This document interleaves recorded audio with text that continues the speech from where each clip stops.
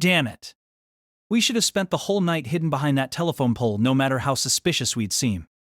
Nay, methinks this be what you might call the compulsion of history. However much I may have tried thy patience with my prattle, I too thought we might put off the lass's demise until the morrow, but like as not she is fated to be struck by a car and to die on this day, come what may.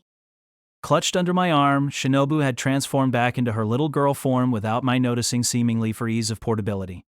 Noticing this, I transferred her from under my arm to a standard piggyback position, and I bent double, to minimize air resistance.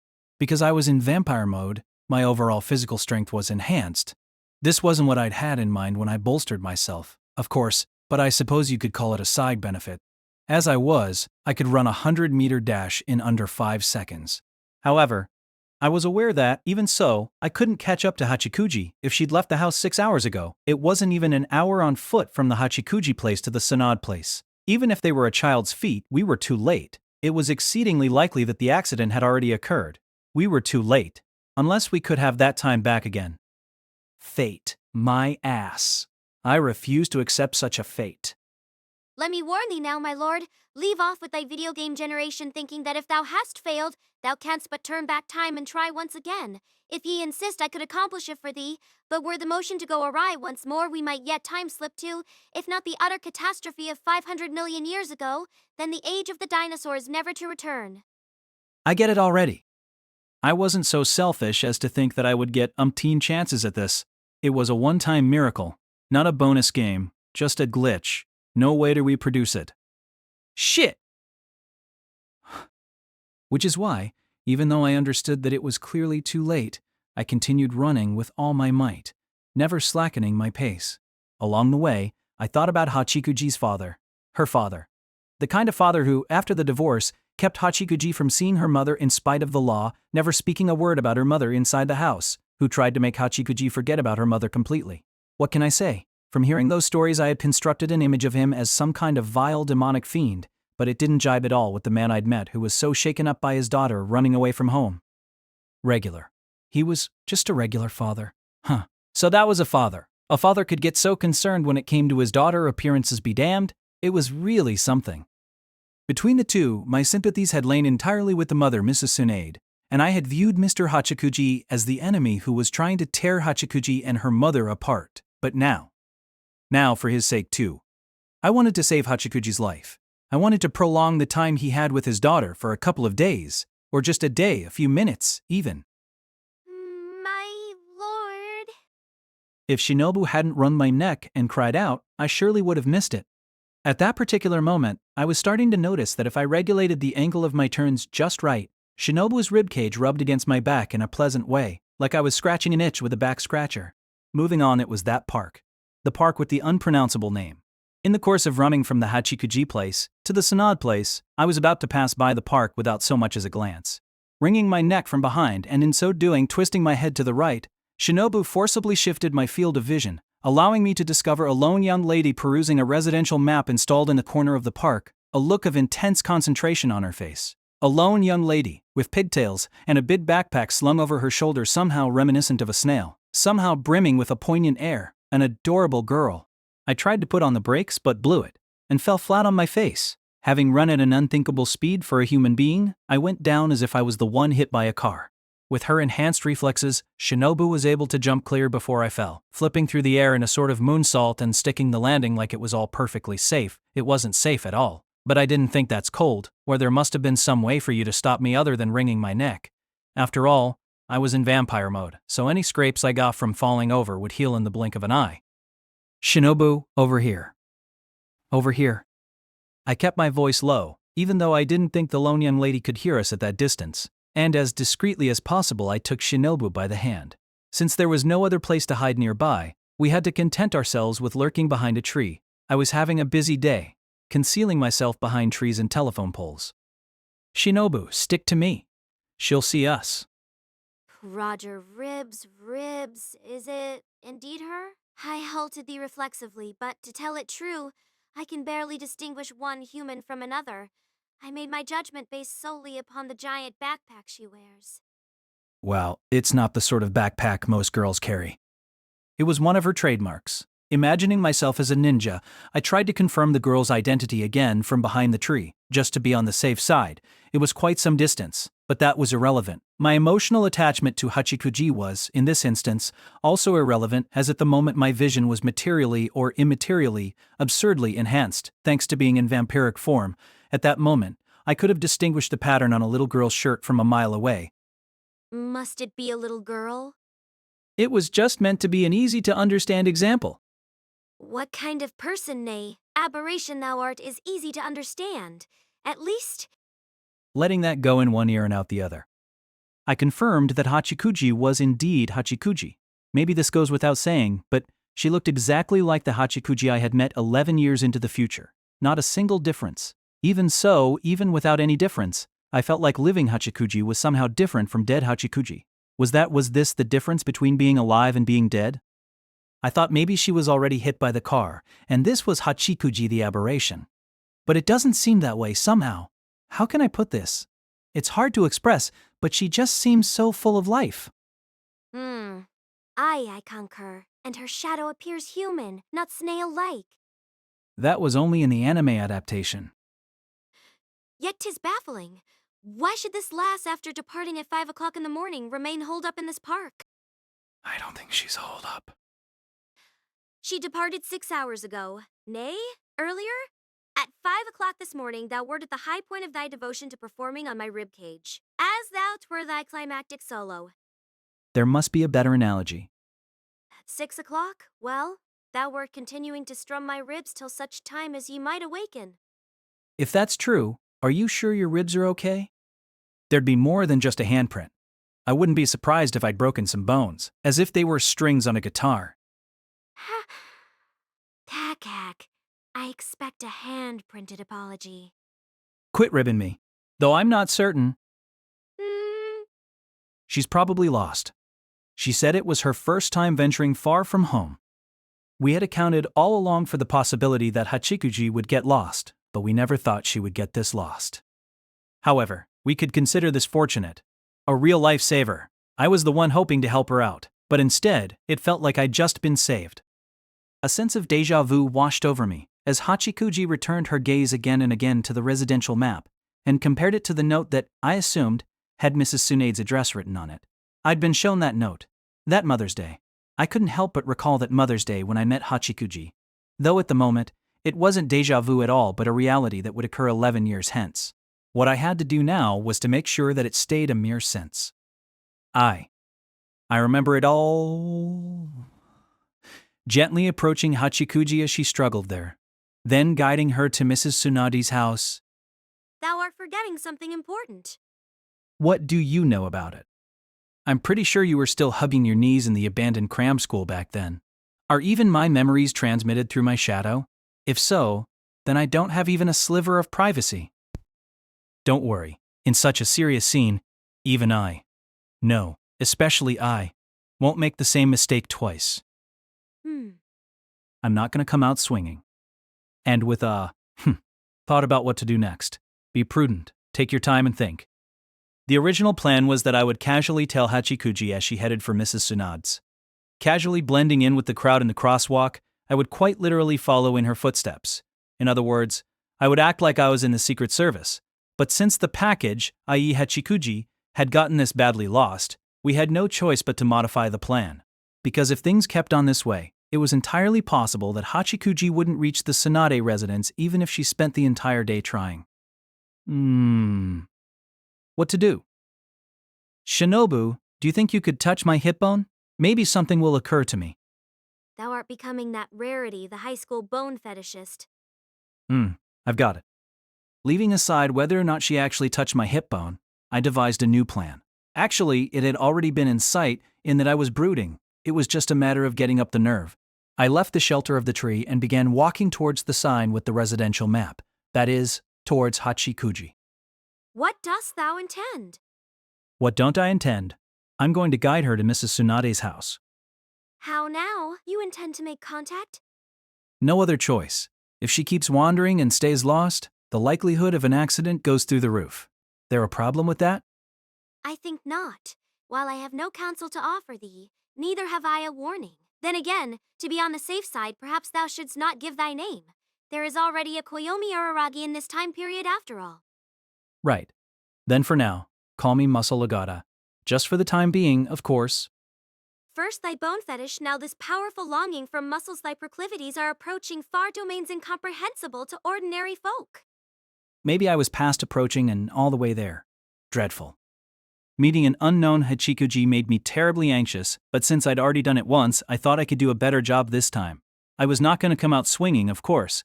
I was confident I could properly guide her. Let all behold the mature me. So, muffling my footsteps being as discreet as possible so the target wouldn't notice timely, I approached Hachikuji from behind, single-mindedly and repeatedly comparing the sign to the note in her hand, but still having a hard time making heads or tails of it. Seemingly at the height of confusion, Hachikuji didn't notice me as luck would have it. And I came up behind her and flipped up her skirt with all my might. It covered up the entire top half of her body, backpack and all.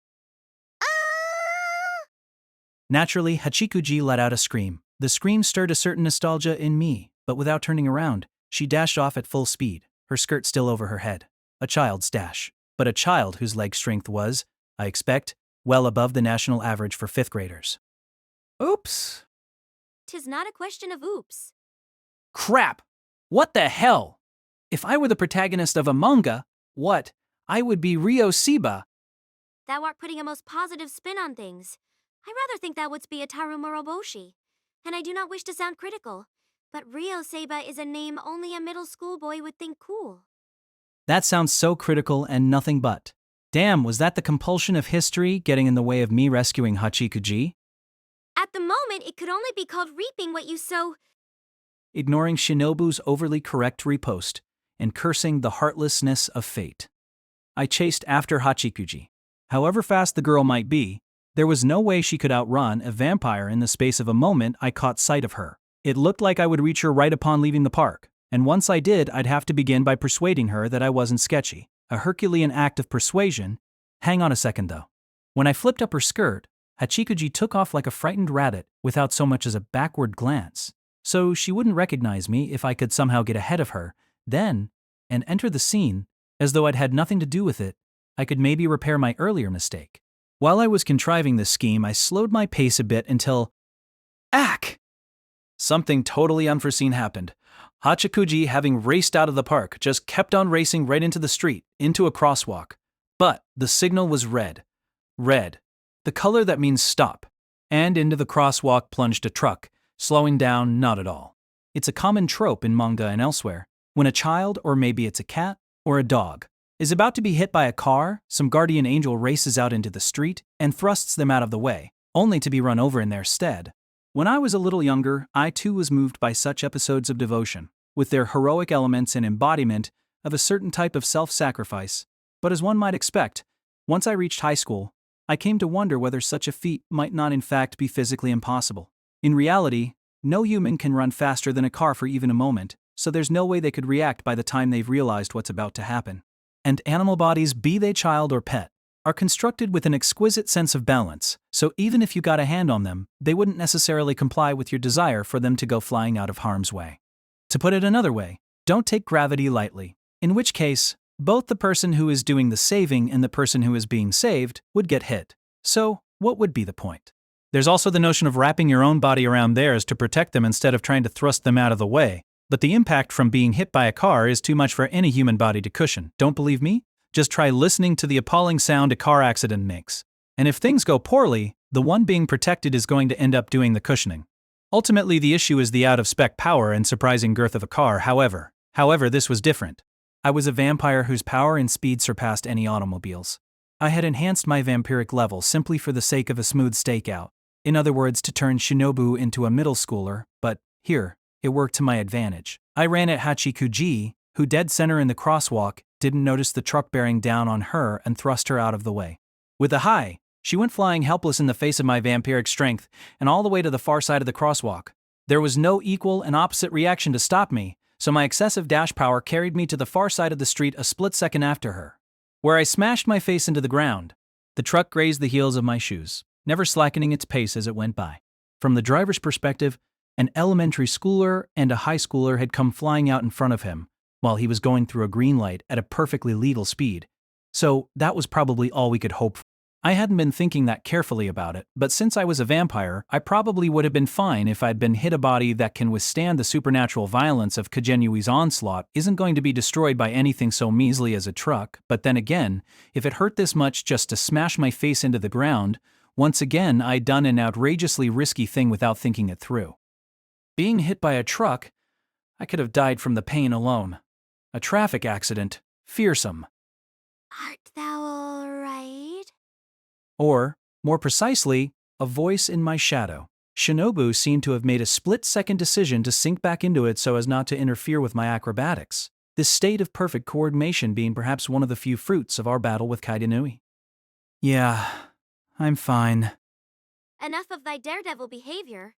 Vampires have great powers of regeneration, but that meaneth not that we feel no pain. I realize that, thanks. I'm experiencing it as we speak, but I can't lose consciousness. I couldn't pass out now. If I did, it'd all have been for nothing. Shinobu, say something to pep me up. Naughty? Not naughty? Naughty. If thou dost not pass out, I shall deign to massage the soles of thy feet with my little girl's ankle. Whoa! I held on to my consciousness with every ounce of resolve I could muster. I clenched my teeth, I chewed my tongue and cheeks, and the pain somehow helped me keep my wits about me. It will be mine. I swear, it will be mine. Not upset, you silly Willy. I was asked once again, but this time it wasn't Shinobu's voice, and it didn't come from the ground. I was startled and looked up. Yeah, I'm fine, I answered, just as I had done Shinobu. Answered the person crouching next to me in apparent concern as I lay fallen on the ground. Answered Mayoi Hachikuji. Answered to that lost young lady with pigtails and a backpack. All right? Yeah, yes, thank you. This is all because I ran out when the signal was red. As far as I could tell, even though she had run out recklessly, heedlessly, Hachikuji seemed not to have suffered any scrapes. The backpack she was carrying must have cushioned her fall. I had smashed my face into the face of the earth, while Hachikuji had been cushioned by her backpack. 'Tis simply the karmic reward you each have earned. Thanks for that. By the way, only I could hear Shinobu's voice. Well and good then. It seems the accident have been successfully averted. Really? It was unclear whether it was an event historically meant to happen as such, or a contingency caused by my behavior. Flipping the skirt, not historically meant to happen at all. The signal had been red. During Hachikuji's accident, the signal had been green, plus she never said anything about it being a truck that hit her. I was stumped. This wasn't even a question of a time paradox.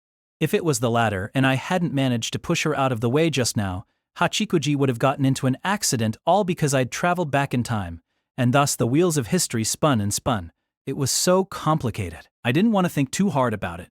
For my desire to rescue Hachikuji itself to become the reason for her accident, I'm not trying to defend my actions, but calling it karma or reaping what you sow didn't get us anywhere. It was terrifying. Right now, I was making an enemy of fate, because if I hadn't been in vampire form, I absolutely wouldn't have been able to rescue Hachikuji.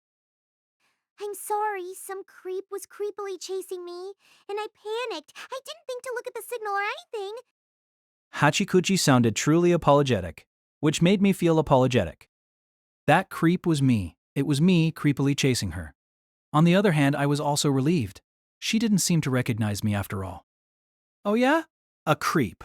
Huh. Inexcusable. Well, the world's full of weirdos, so you've got to watch out. I feigned innocence with all my being. I could feel a painful stare coming from within my shadow, but ignored that with all my being as well. My vaunted vampiric healing having already eased the pain, I started to get up. Well, thankfully a man like me, the very picture of decency, just happened to be passing by. Yes, it's true. Hachikuji simply nodded. Huh. I thought maybe a retort was on the way, but nothing. She seemed plain old remorseful.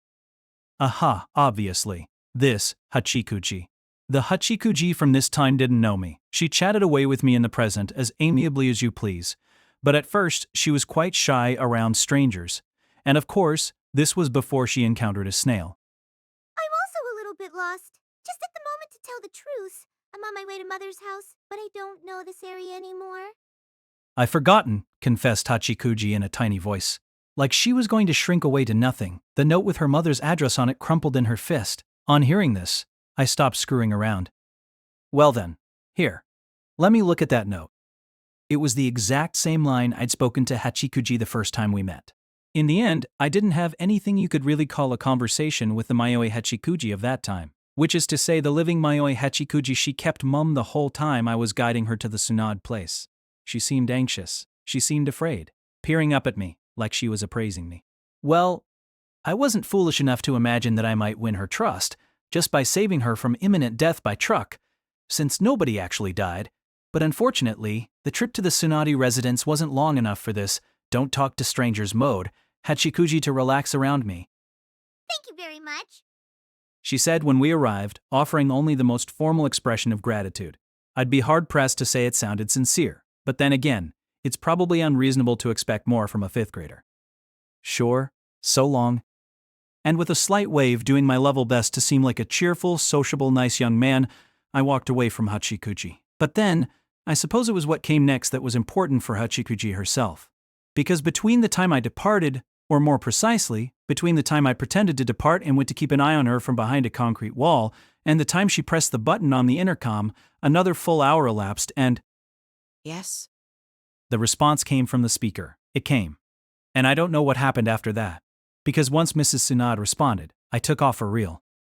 What? Canst thou not watch the touching reunion between parent and child? What? Did you want to watch? Nay, I have no interest. I thought that perhaps thou wouldst desire to see it, however. Well, I would be lying if I said I had no interest. Though I did want to turn and look back at the Tsunade place, I firmly suppressed that desire. Instead, moving away at a good clip, I said, but it's private, or rather, it's something I've already gone too far by meeting Hachikuji and exchanging even a few words. What's more, it wasn't necessarily going to be a touching reunion. I wanted it to be touching, of course.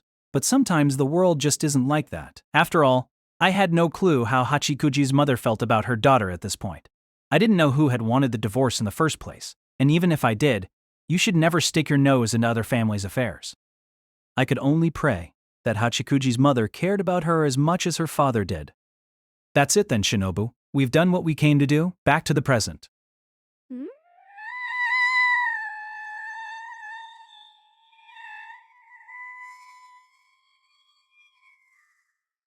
Thou art finished. I am. Nothing else to do. Thou dost not wish to visit the bookstore, or check out Miss Loli Sunday, or take that house's picture. I mean, it's not that I'm not reluctant to go. I didn't remember ever suggesting anything about Miss Loli Sundar, but I let that one slide and answered Shinobu's question. Honestly, the past is exhausting. There's so much to worry about, so much to be nervous about. I feel so worn down. Not to mention that I kind of feel like what we did was pointless, like if I hadn't gone all out like that, hadn't done anything at all, Hachikuji might have gotten to Mrs. Tsunade's house anyway. 'Tis not so. Thou hast properly altered the course of history, Even if history shall correct itself in a few days' time, Shinobu admitted. It didn't seem like she was just telling me that for my sake. I think she really believed it. Well, it's not like I actually thought everything I had done was meaningless, if anything. I had said it just for the sake of appearances, and the truth was that I was tired. Seriously, tired. But, you know, I think humans constantly change history just by being alive. Anyway, got the time? None may possess time. It's just an expression, like time is on my side. Nay, 'tis on my wrist. That's actually a decent line. But so what? I just wanted to know what time it was. 'Tis 4 in the afternoon. So, it'll be the twilight hour soon enough.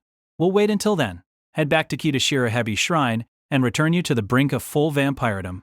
Then you can create a time tunnel to return us to the present. I still hunger most powerfully to taste the Mr. Donut of this age, though if we possess no coinage, there is nothing to be done. Well, aren't we sensible? I was secretly afraid you were thinking of launching a raid. Mr. D is holy ground. Ne'er would I attack it. This one was a little too attached to Mr. Donut. Left one hell of a good impression. False trivia time. The Mr. Donut Company was created when Kentucky Fried Chicken founder Colonel Sanders decided after his retirement to try his hand at something sweet. Thou hast revealed from the start that thy trivia is false. Shoot. Forget shoot, it was a shitty lie to begin with. Also known as idle banter. Alright then, shall we go? But try to get it right this time. We're going 11 years forward, so don't give me any 22 years into the future stuff or anything. I may have been able to cope with the past, but I can't cope with the future. My cell phone won't work. Calm thyself, my lord. Since the day of my birth, never have I met failure. Not that again. She was too obstinate. But even if I burst her bubble, it wouldn't get me anywhere, so I said, "That's right, you're my greatest partner." Oh, I... Sounding plain old bashful. I just couldn't get a read on this one. Anyway, we wasted no time in heading for the mountain, and by the time we had climbed the steps to Kitashirahebi Shrine, the sun had gone down. My mind had been all over the place the previous day, so I hadn't noticed that the path up the mountain seemed much steeper than it did 11 years in the future. Though it may just have been one of those thoughts you can't shake once you think them. You'd think the path would be more difficult 11 years later, since the plants would be 11 years more overgrown. But maybe it doesn't work like that. Plants also wither and rot. But that aside, what really surprised me was the state of Kitashirahebi Shrine itself. We were 11 years in the past, so while it obviously wasn't going to seem newly built, I nonetheless expected the shrine to retain at least some vestiges of its original appearance. But from the torii to the main hall, from one side of the grounds to the other, every inch of the place was completely dilapidated. Just like in the present. No, though I'm fully aware that it's a misguided impression based on a preconception, allow me to say, it was worse. It looked even more ruinous than it did 11 years down the line. What the hell? Come on, give me a break. I thought we were in the past. But is the twist that in fact we've been in the future the whole time? Someone could write a pretty interesting mystery novel using that trick. Not anymore. Thou hast given away the ending. Nor is it so, Shinobu stated with conviction. Hast thou not encountered thy acquaintances, the former class president in her childhood form in Hachikuji? And thine own childhood self? Hachikuji and Shotokoyomi are one thing, but 'tis unthinkable that thou might mistake the lowly former class president? Too true. I had some issues with the moniker she was using, but I let that slide. I would never mistake anyone else for Hanekawa. Given the difference between living Hachikuji and dead Hachikuji, before and after aberration, it wasn't impossible that I had mistaken someone else for her. But still regarding Hanekawa, I was positive. That was the 11 years ago. 6-year-old Hanekawa, no question. Then what's going on? I can see it laid out before my eyes, but it doesn't make any sense. What does it all mean? There can be but one explanation. Sometime in the intervening 11 years the shrine will be restored, after which it shall be allowed to go to seed once more. Restored? If that was true, for the sake of argument, well, it wasn't unconvincing, it was a rational thought and all. A little too rational, somehow an expertly painted topcoat over the feeling that something might. But we don't have to worry about that, I guess. We're going home either way, Shinobu. Go ahead. Drink some more of my blood and power yourself up right to the brink. Nay, my lord, there seems to be no need, for 'tis already here. Huh? This place in this time, too, is overflowing with spiritual energy. Shinobu said, casting her gaze across the shrine. 'Tis true that this place became a hangout for aberrations 11 years hence thanks to my coming, but it seems that 'twas primed to become so even before then. I didn't understand any of that. It wasn't something that I could pick up with my vampiric sensors. It seemed to be entirely a question of experience. 'Tis possible that someone like myself hath already come. Well, there should be no problem if I expend it all. If there is something here, will be nothing with a beneficent influence, and while the Aloha brat might have a good way of dealing with it, I have not. What is more, returning me close to my full power carries with it a certain risk. Risk? Was there any? That I might turn on thee. 'Tis precisely because I have lost my power that I have become close with thee, and the more power I regain, the more I return to my role as an aberration. How far thou wilt trust me? Now that is another matter. Hearing that, I didn't know what to say. Shinobu. She surely distrusted herself more than anyone else, to the point that she once tried to kill herself. Now then, shall I again use the torii to create the gate? She asked. And capitalizing on my silence, steadily began the preparations for our return trip. She was getting the hang of it being her second time, and all in the blink of an eye, the black wall had appeared again within the torii tea. Hey, what about the incantation? I forgot. Whoa, there. Not like that. I have not forgotten the words, I merely forgot to chant them. It amounts to the same thing. So it had only been thrown in for effect. Sheesh. While I said before that it felt nostalgic, the fact is, it had really gotten me psyched up. My lord. Yeah. She called me over, and I stood next to Shinobu holding hands as we'd done in coming to this time, intertwining our fingers. Let's just be clear about one thing. When I jump, there are going to be steps on the other side, right? Aye. The stairs of 11 years hence. Okay then. In that case, I'd better prepare myself. Gotta kill as much of my momentum as possible. Or no, maybe I should throw caution to the wind and jump backwards. Nay, I cannot really recommend that. 'Tis important to picture thy desired destination. In leaping backwards, thou may condemn thyself to wander forever in the interstices of time and space. Cannot really recommend that? You should be stopping me any way you can. Nay, for a vampire, 'tis not a life or death matter. You're being too blaze about this. Being condemned to wander lost for all eternity in some other dimension as a reward for rescuing a lost girl would be one hell of a punchline. And being immortal makes the punishment even worse. Alright, I'll jump facing forward. I mean, if this body can survive a full-bore thrashing at Kaganui's hands, then I should be able to fall down some steps without dying. In the end, Shinobu and I just jumped into the black wall the same way we had when we came and returned to our beloved present. With no way of knowing what awaited us there, I couldn't possibly have imagined how much the world of the future would be altered by saving Hachikuji or, you know what? Let me get straight to the point. When our little jaunt through time ended, when Shinobu and I returned to our world, that world lay in ruins. When you hear the term post-apocalyptic, what kind of world do you envision? A desolate expanse of land, devoid of a single blade of grass, a frozen expanse of ocean, enveloped in mighty glaciers, a blazing expanse of sky, engulfed in scorching flames? Everyone probably has his or her own vision of ruination, but what Koyomi Araragi envisions first and foremost when he hears that word is actually not the state of the world itself. To put it another way, I don't care what state the world is in. A blighted wasteland doesn't equal ruination. Massive glaciers don't equal ruination. Firestorms in the atmosphere don't equal ruination. To give an extreme example, even if the Earth exploded and vanished completely from the universe, I wouldn't necessarily say that was the end of the world. However transformed the world might be, however finished the world might be, as long as there are people, the world hasn't ended. Yes, and so when I envision a post-apocalyptic world, what I see is a world without a single person, the world to which we returned from our 11-year time slip. In other words, the world of the present that I thought I knew, was exactly that kind of world. I fell down the stairs as before, and this time, whether it was thanks to how I landed, or because of my enhanced vampirism, I happily didn't lose consciousness, but what awaited us was a ghost town devoid of any human presence.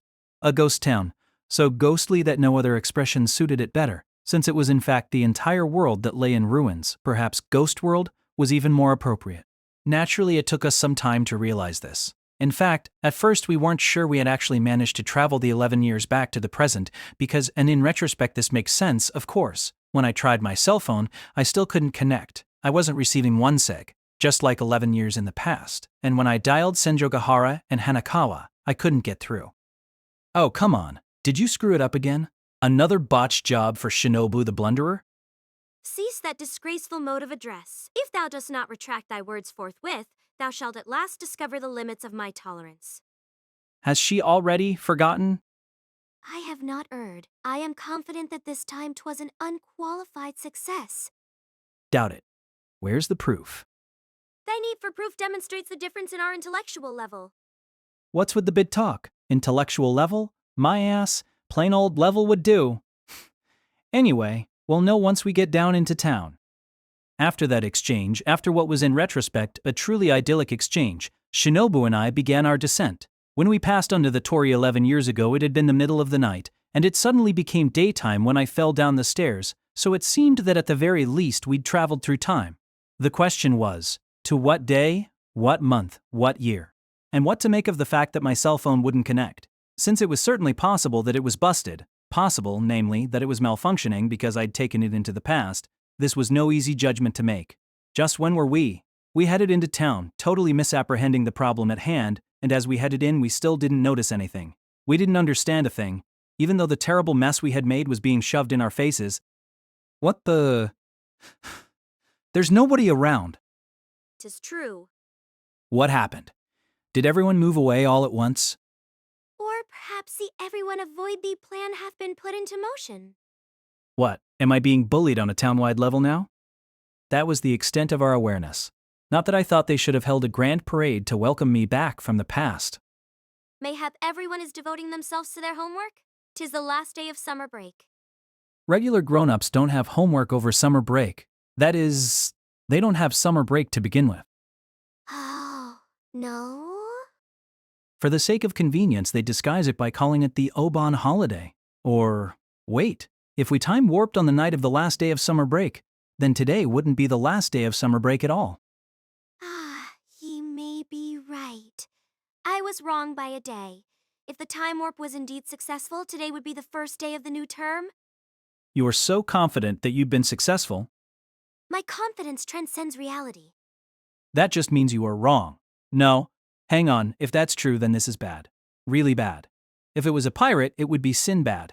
I never finished my summer homework, so I'm going to have to blow off the very first day of school. I was in trouble. If it was just a question of not doing my homework, in the end it'd be fine, but my poor attitude would be reflected in my permanent record. The poor impression he makes is beyond the pale, and so on. These were my concerns, my misguided concerns. Since this was now a world where those kinds of concerns were totally unnecessary. To say nothing of it being a world where it didn't even matter whether it was the last day or the first, such trivial distinctions having What really made ignoring my sense of disquiet impossible, what made me start noticing the sense of disquiet that I expect I had been feeling all along, wasn't the lack of passers-by, but the realization that there wasn't a single car on the road. Sure, this was a rural town, and the population wasn't much to speak of, but for that very reason, cars were an indispensable mode of transportation, and yet, not a single car. I could state with absolute certainty that even if I ran out into the street, even if the light was red, I wouldn't get hit a road so deserted it could be used as a runway for airplanes stretched out before our eyes. No. The traffic lights weren't even working. Every single one was out of order, with nary an out-of-order sign to be seen. Shinobu, does something seem strange to you? Speak not to me. What? Why not? I am deep in thought, so speak not to me. Okay, I'll think too. From her tone of voice, it didn't seem like a gag, so I said it. And the conversation ended there. There was a long period after spring break when Shinobu didn't speak, but at heart she was a real talker, so lately it had been unusual for the chatter between the two of us to falter. The scene laid out before us, however, was even more unusual. And while I said I would try thinking too, the more I thought, the more I sank into deep sorrow. The closer we got to my house, the more my uncertainty turned into unease. In reality, it was clear at a glance, but it was hard to put the what and why of it into words. It was beyond words. One straightforward example. The trees lining the road and the gardens of the neighboring houses were all overgrown. Like no one was tending them at all, everything was like that. Or, while this might be a less straightforward example, the rows of houses themselves, they looked damaged, decrepit. I don't know, maybe it was just my imagination. Having witnessed the town as it had been 11 years earlier, maybe it was natural that, in comparison, the vicissitudes of time were lending such an impression to what had once been familiar. However, how can I put this? I knew this kind of town. To be precise, I knew these kinds of buildings, like the back of my hand. Hey, Shinobu! Unable to stand all of this weighing on my mind, I spoke to Shinobu again, but this time she didn't even say, "Speak not to me." She didn't say anything at all. Come to think of it, the first thing Hachikuji ever said to me was, "Please don't speak to me." Anyway, unable to seek refuge even in our misguided attempts to avoid reality, we kept walking. The truth is, we were just shuffling our legs. We were just kicking against the pricks. Without wavering, without losing our way, you might say. Both Shinobu and I had come to a conclusion quite a while ago. But in order to avoid bringing it out into the light and recognizing that conclusion as the conclusion in order to delay being presented with conclusive proof, we were kicking against the pricks. In reality, we'd already been presented with conclusive proof nevertheless. We kept on kicking against the pricks, trying to scratch that unscratchable itch, right up until we arrived at the Aragi residence. My house, as damaged could be, was conclusive, definitive, unshakable proof. Damaged. Not just fallen into ruin damaged. Not in disarray damaged. The kind of damage that can only come from a place being uninhabited for months and months. The dust was piled high, and it resembled nothing so much as an abandoned building. In fact, well, even if it took looking inside my own house to make me realize it, the whole town, the whole world was like that. Yes, I knew them well. I knew these kinds of buildings. I know that abandoned cram school. Uninhabited, neglected, at the mercy of the elements. In brief, my town was one big abandoned ruin. In other words, it had become a ghost town. Monday, August 21st, 9:17 a.m. I dare say the time warp itself hath gone as planned. Then again, it was doubtful that that clock was still properly receiving radio transmissions. It was hard to believe that an antenna was still functioning well enough in this world to convey the hour. True, the display agreed with my cell phone, so Shinobu was probably correct in her conviction that the time warp itself, the return to the present, had been successful. What I actually felt on hearing that was not joy at learning the current time, however, but the forlorn emptiness of the banal fact that, even without people, a clock went on working as long as the batteries held out. At the very least, this showed, that someone had once changed the batteries, though I had no idea how long the Aragi residence had been abandoned. I picked up the remote and tried to turn on the TV. Nothing happened. I suspected this wasn't because the batteries in the remote were dead, but because no electricity was flowing to the house itself. Even though it wasn't dark, being daytime and all, I flipped the light switch just to make sure. Nothing. The light bulb wasn't burnt out either. And the traffic lights weren't working. Somehow, I feel like I'm starting to understand the situation, though I still can't seem to wrap my mind around it. It stands to reason, but it doesn't look like it's been abandoned for as long as that old cram school. It feels like it's been neglected for maybe a few months, at most half a year. I voiced my thoughts, just as they came to me, not really understanding, not really going anywhere. If we go to my room and check how far I got in my study guide, we should be able to determine when this town, became unpopulated. Right, Shinobu? Though I wasn't giving much thought to what I was saying, I was still more or less talking to her. But she gave absolutely no response. This was different from the I'm thinking silence that she'd maintained all the way back to our home. It was as though she couldn't even hear me. She wasn't ignoring me because she was lost in thought. It was more like she couldn't be dealing with me. Hey, Shinobu. Hey, Shinobu.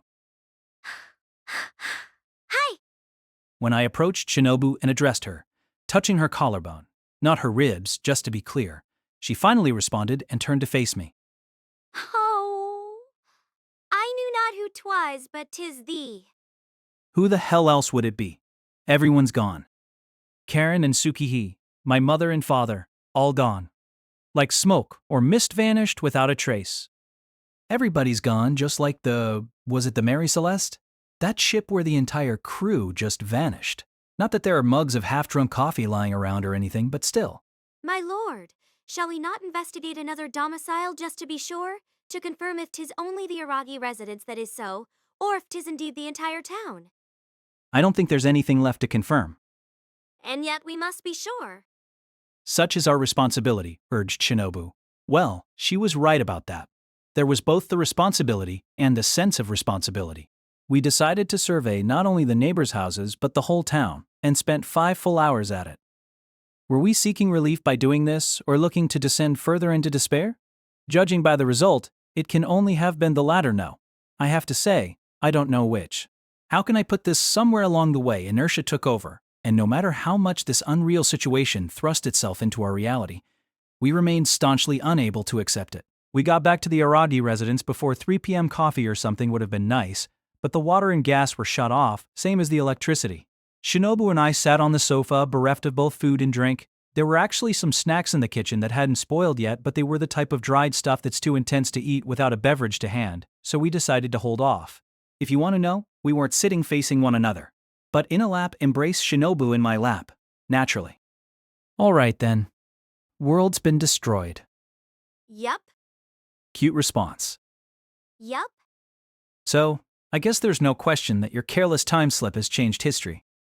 I can but think that history hath been altered because thou didst save that lost lass. The prospect of a 2-man cell with zero sense of accountability reared its ugly head as we sat blithely blaming the whole thing on each other. In another light, that showed the extent to which we both felt accountable, however. It's no good, the whole world.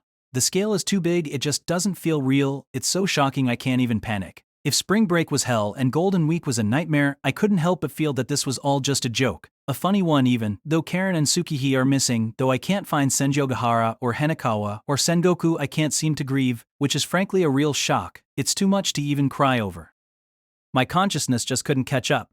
The feelings just wouldn't come. In reality, shock probably didn't begin to express it. Come on, the entire world? The magnitude of such an incident wasn't something a high school student could come to terms with. I mean, it totally caused a time paradox after all. What happened to the compulsion of history, or the theory that fate corrects itself? Whatever happens and whatever results from it, humanity's been wiped out just because I saved a lost girl. The butterfly effect. Shinobu said, like she got it now. Like she had come to understand a new term all on her own. Isn't that nice? What a clever kid. But what the hell happened? I mean, after we saved her, did Hachikuji do something outrageous in her newly prolonged life that caused the whole world to fall into ruin? Methinks the lass hath not the capacity. Yeah. And it doesn't seem like there was a nuclear war or anything. While the town and all the houses were damaged, it didn't look as though they had been destroyed by weapons. It really did seem like an abandoned town, where the damage just came from neglect. It kind of feels like every single resident was kidnapped. Do you think maybe someone like Rausha from Fist of the North Star conscripted them all for his army? There's no semblance of such harsh ruination, but I know not. Ugh, grunted Shinobu, slumping all her weight against me. She appeared defeated, but not by the powerful midday sun that beat down on us as we surveyed the town. It was psychological. While she had lived for 500 years, or make that 600 years, maybe precisely because she had lived for 600 years, her spirit could be very weak to the point that she'd wanted to commit suicide. So this situation, this reality, might have been even harder on her than it was for me. Though she may have seen the ruin of many nations and the downfall of many regimes, that doesn't mean she ever developed the fortitude to accept ruination. In fact, maybe it's just the opposite. That kind of experience has to be traumatic. The butterfly effect. Given the circumstances, we're lucky we raised each other's vampiric levels, huh, Shinobu? We'll both be fine even if we don't eat or drink anything for a while. If thou art seeking consolation, I suppose there is that. It seems I can but abandon my plan to feast on donuts for the nonce. Yep, it hardly promised to be the only thing we'd be giving up. In this sort of instance, I would always start by trying to get a handle on the current situation. But this time at least, the honest truth was that there wasn't really any situation to get a handle on. Because the world I would have gotten a handle on lay in ruins. It was meaningless to get a handle on anything. If we were going to seek any consolation, as Shinobu put it, in this situation, not that there was anything left you could really call a situation. The silver lining was that it seemed my memory hadn't thus far been altered to accord with history. In particular, I still remembered my summer break in the unruined world. My summer break, the one I knew, the summer break of an unruined history. It was like a daydream, that summer break that had now never existed. My back and forth with Kaiki. The rehabilitation of Senjogahara.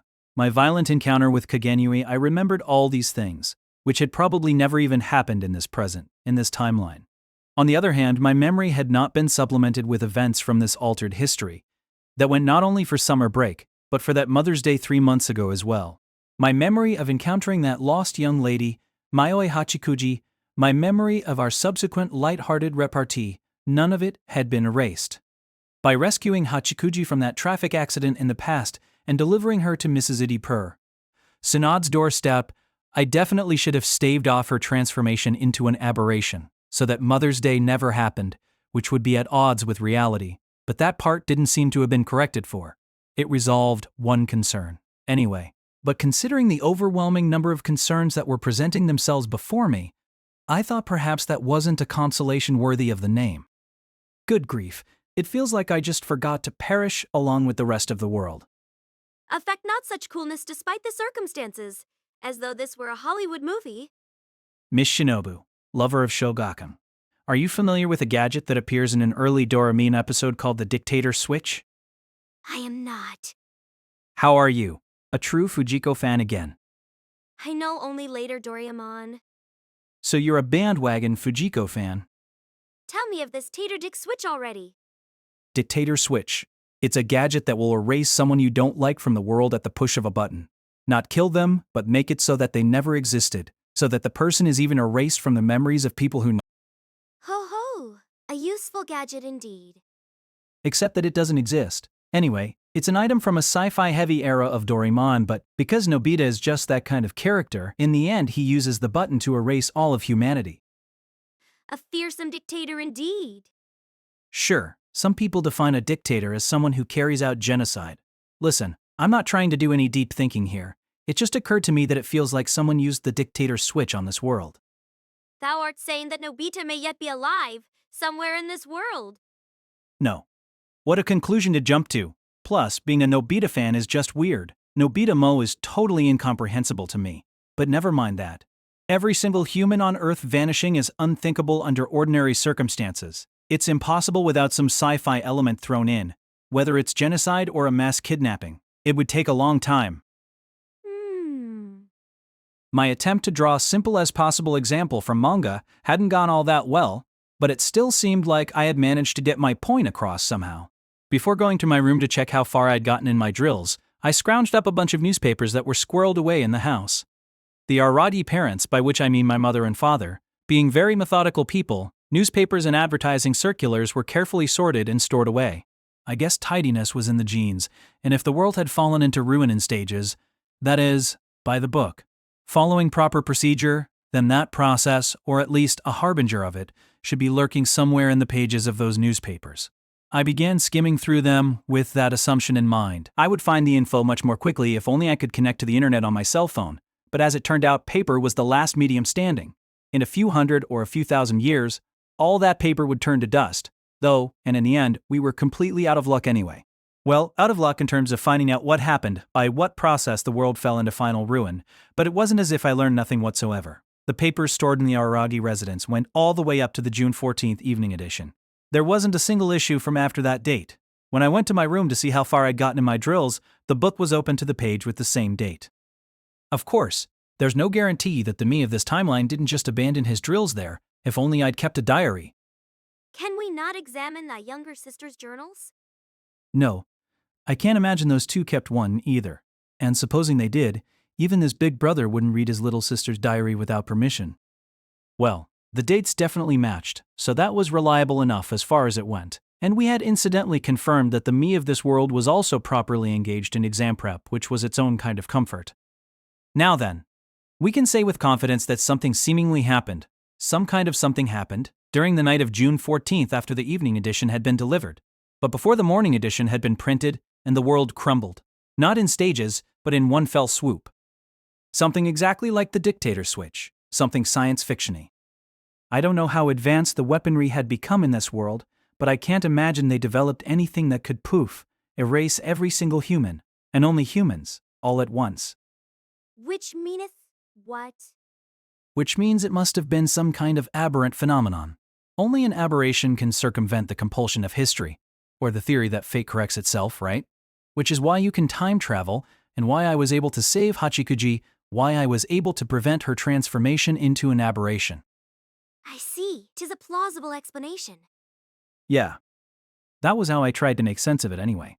And my reasoning probably wasn't wrong, but however right, I couldn't deny thinking. So what? If it wasn't an aberrant phenomenon, same difference. What was the point of analyzing it? Seriously. I, Koyomi Araragi, feel that in my own way, I've been through a lot. Not just the hell of spring break and the nightmare of Golden Week that I keep mentioning. I believe every tribulation I experienced helped me grow emotionally. But this was a whole other order of magnitude. All told, up until now, things had been more or less confined to an individual level. Even the Great Yokai War had been prevented beforehand of all the incidents thus far. Black Hanekawa's atrocities had claimed the most victims, but then too, no one from the general public had died. Yet now, let alone someone dying, every living person on Earth was gone, a whole other kettle of fish. If something happened around June 14th or 15th, I guess the world's current state of ruination is the result of 2 months having passed since the Annihilation event. In other words, it happened quite recently. I broached the subject with Shinobu I did, but she remained silent, methodically rubbing her temples. She was prone to wild mood swings, so checking the newspapers and confronting reality might have put her in another dark humor, or so I thought. But that didn't seem to be the case this time around. Instead, she simply seemed vexed. What's wrong, Shinobu? Well, something is flitting about the edges of my mind, but I cannot quite put my finger on it. My memory hath truly become a wreck. What the hell, you have some idea what's going on? About why the world is like this? Or about what aberration made it this way? If that's what happened. Wonder. Shinobu tilted her head dubiously, but the possibility was there. Back at the abandoned cram school, now everything was abandoned. Of course, she had sat through a number of Ashino's lectures on the subject of aberrations. For Shinobu, who had been consuming aberrations regardless of type, It was like learning the names of ingredients in which case. Wait, it's entirely possible that the Shinobu of this altered timeline didn't sit through Ashino's lectures. Even if the me from this world did not, the me who is here hath so, 'tis of no account. Oh, right. So complicated. It was all a paradox in my head. Actually, hang on a sec. If we keep following that argument, the situation is going to become even more complicated, but where do you and I stand in this timeline? Stand. When we went 11 years into the past, I met myself. Okay, we didn't meet, I just took a peek at him, but still. Indeed. And most adorable he was. His cuteness is irrelevant. 'Tis most relevant. I am praising thee. Rejoice. Under the circumstances, no, I do not rejoice at having my 7-year-old self's cuteness praised. The question is, what's become of that cute kid 11 years on? What, ye ask? Hath he not become a smart-ass high school student? That's not what I mean. I'm talking about what happened to young Mr. Aragi on X Day in the middle of June of his senior year in high school. At the time, you would have still been cohabitating with Oshino in the abandoned cram school. Or did that aspect of history change too? Well, either way, along with everyone else, I guess the two of us perished. Died for some reason I was reluctant to use the word. Death is hard to handle, as Onanoki might say. More than anything, though, there were no corpses. There are probably lots of aberrations that spirit you away, right? Feels like a relatively realistic deduction that all of humanity might have fallen prey to one, so does that mean I was unable to resist that aberration? Shinobu was one thing, but if even Ashino and Hanakawa were gone, there was no way I could have survived the phenomenon. My lord, methinks 'tis overly hasty to adjudge this phenomenon aberrant. Huh? How come? Didn't you just agree with me? I merely called it a plausible explanation. I never said 'twas surely so. Look to thine own words for evidence. If the foe were an aberration, they could not dispose so easily of me, nemesis of all aberrations that I am, and what is more, that Aloha brat, so fond of his balancing role, would ne'er overlook an aberration capable of destroying the entire world. Unless he had a reason to. Ashino, I wouldn't be surprised if he's alive somewhere in all this. Hold on. The middle of June? In the proper timeline, although this was now the proper timeline, I suppose. That was right around when Ashino left town, wasn't it? I didn't remember the precise date, but that was about when, quite a coincidence. Did it mean anything? Methinks 'tis not but wishful thinking on thy part. We must admit that both thou and I have likely perished in this world. You're right, in which case history really has changed. I didn't know what kind of guy the Koyomi Araragi in this altered timeline was. But a world devoid of me felt as horribly alien as it sounds. I joked about forgetting to perish along with the rest of the world, but young Mr. Aragi hadn't forgotten at all and seemed to have properly perished like everyone else. What an upstanding guy. If I do say so myself, it does feel odd for me to be here right now, in spite of that. At least we reaped some benefit. We know now the date the world fell into ruin. Yeah, but the question is, what happened that day? Or that night? Until we find out, we can't do anything about it. Do anything? What canst thou do in our predicament? Well, assuming everyone's been spirited away or something, if we can resolve the aberration problem, won't everyone be returned to the world? Even if we can't fill in the 2-month blank, we can at least restore the world to its original state. I didn't really know, but that hope still remained. In that sense, I could certainly hope to see Karen and Tsukihi, Senjogahara and Hanakawa, and everyone else again. Which is why I want to know what caused the end of the world. I see. Such unwillingness to admit defeat is what makes thee who thou art. 'Tis thy raison d'etre, so. Shall we go and find out? Go? Go where? You mean we should expand the search area? Like head outside of town? Or go all the way to Tokyo? Nay, nay. If we time-slip again to the night of June 14th, it shall become abundantly clear exactly what hath transpired. If you can make that happen, we won't just be able to pin down the cause, we might even be able to clear things up. Don't worry, let me assure you that that kind of ending isn't lying in wait for you. The story doesn't get resolved in the next 5 pages, with the rest of the book given over to descriptions of me fondling Shinobu's ribs, though that would be legendary. The reason isn't that you can't alter history or fate by returning to the past. That notion was merely academic by now, our time slip actually having caused the end of the world. Well, it might be hasty to assume that it's because we saved Hachikuji that the world has gone kaput. And besides that, we did all kinds of different things when we were in the past. We involved ourselves in all kinds of people's pasts, from those middle school girls we happened to meet to lowly Hanakawa, the policewoman, Hachikuji's father, even the driver of the truck that almost ran me down. For example, we can't say for sure that by throwing that book at us and thus losing it, Hanakawa didn't turn into a demon queen. Knowing that lass? I'd meant it as a joke but got an impression that Shinobu was strangely persuaded. That said, if we were dealing with the butterfly effect, we didn't know which of our actions could have destroyed the world. How could we know? But there was no need for us to go 11 whole years back to look for the cause. We only had to go back 2 months. The direct cause of the end of the world, of the downfall of humanity. We just had to investigate the night of June 14th. So can we go back to that point in time? We have no other choice. As I have said, however, should I fail, we might well return to the age of the dinosaurs, though 'twould not be so different from this ruined world, methinks.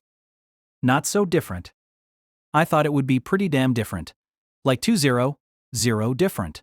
A forfeit. In what game, I didn't know. But despite there being a big difference between this world where not a single creature was to be seen, and the world of however many millions of years ago, there might still be some similarities. Enough to make the comparison. Anyway. Hang on a second though. Even with your vampire powers restored, I thought it was possible to travel to the future, but not to the past. Giving you back any more power would be unwise. Was she herself against it? Sure, if she told me that, I'd have no choice but to agree. But under the circumstances... And even with the return of my powers to their apogee, 'twould still be far from assured that we could effect travel to the past. So, what do we do then? Think upon it. If thou and I were already gone by June, and the educational system was no more thanks to the downfall of society, then naturally there would be no need, nor indeed any possibility, of jumping 11 years into the past on account of thine undone summer homework. Therefore, in this timeline, the spiritual energy at the shrine must yet remain there, utterly unexpended. Yeah, that made sense. It was obvious when I thought about it, so if we use that energy to jump into the past again, if we pin down the cause of the world's collapse and start it over again from that point in time, we should at least be able to realign history into a shape preferable to this one, even if we couldn't make it exactly the same as before. Hang on, we might not even have to go to the trouble of determining the cause. Even though the whole age of the dinosaurs thing was a joke, the time warp might be a failure again this time too, right, Shinobu? I never fail, but I cannot deny the possibility that ye might. How the hell can I fail if I'm just tagging along on your warp? I told thee, fundamentally, 'tis thee who adjusts the coordinates. I lack a sense of time, so our destination rests to some degree with thee. Come to think of it, it occurs to me now that our 11-year mishap was not due to my failure, nor to the workings of the gods, but perhaps due to the fact that thou wert daydreaming of the contents of that lost lass's skirt when we jumped. That certainly seemed possible, though I was positively not daydreaming about the contents of her skirt. Nonetheless, I might have been thinking about Hachikuji in a slightly more earnest way. So if I can just keep my head, there's no chance of the time warp failing? Is that what you're saying? Nay, I cannot guarantee it. I work the pedals while thou hast thine hands upon the wheel, so 'tis pointless to try and lay blame at either doorstep. If I press too hard upon the gas, or if thou dost not steer true, 'tis entirely possible that we might fetch up in the age of the dinosaurs. If thou art fearful of such a risk, then 'tis better we do not attempt the time warp at all. Just as the Aloha Brat warned. At this late date, she says this. At this far too late date. But even Oshino, even that disagreeable older dude who sees through everything, couldn't have foreseen this situation. It's not like he's Nostradamus. Well, Shinobu, what I wanted to say is that we should do the time warp even so. What, hast thy spirit of adventure suddenly awakened? No, but if we fail, and aren't able to go back to June 14th, then so be it. Whether it's July 7th, Senjo Bahara's birthday, or any other date, things can't get any worse than they already are. And even if we arrive sometime earlier than June 14th, that's fine. We can just go about our business, bide our time, and June 14th will arrive eventually. Have that miso soup you call a brain fermented like soy sauce? I have no desire to come up with a retort to such a snobbish line, but if you've got soy sauce on the brain, don't forget that miso's fermented as well. What? How can something so delicious be putrescent? You're really 0% foreign other than your hair color, huh? And, while we're at it, soy sauce is delicious too. 'Tis not disgusting, to be sure, but as beverages go, 'tis overly salty. Soy sauce isn't a beverage. I drink it straight from the bottle. You'll die. So, is that soup inside thy head miso, or is it soy sauce? It's miso. Then heed me.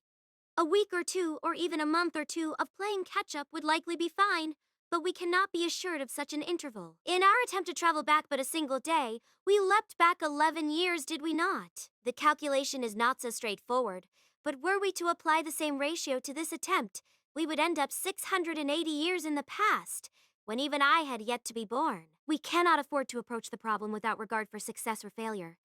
'Twill not do to endlessly repeat this coming and going from present to past and back again every time we leap. History will be too much altered in the process, putting it beyond our reach to intervene.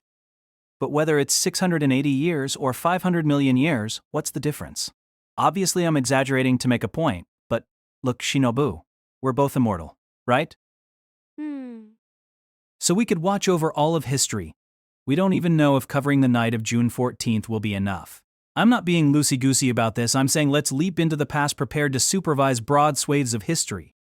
Thine ambitions have taken on massive proportions. Shinobu seemed dumbfounded, but, well, I was talking about big deal stuff, so what can you do? The truth was that, in my heart of hearts, one night of not being able to use paper money, not being able to use coins, sleeping in a drain pipe and all the rest of it had been plenty for me. But things had changed, and now that wasn't going to cut it.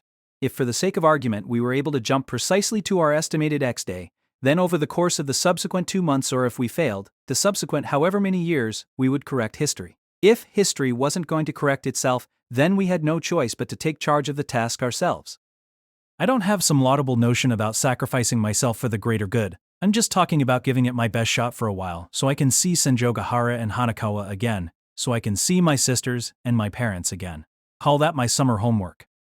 With that determination, with that lame attempt at delivering my big heroic speech, Shinobu and I set off again for the hill on which Kitashirahebi Shrine stood.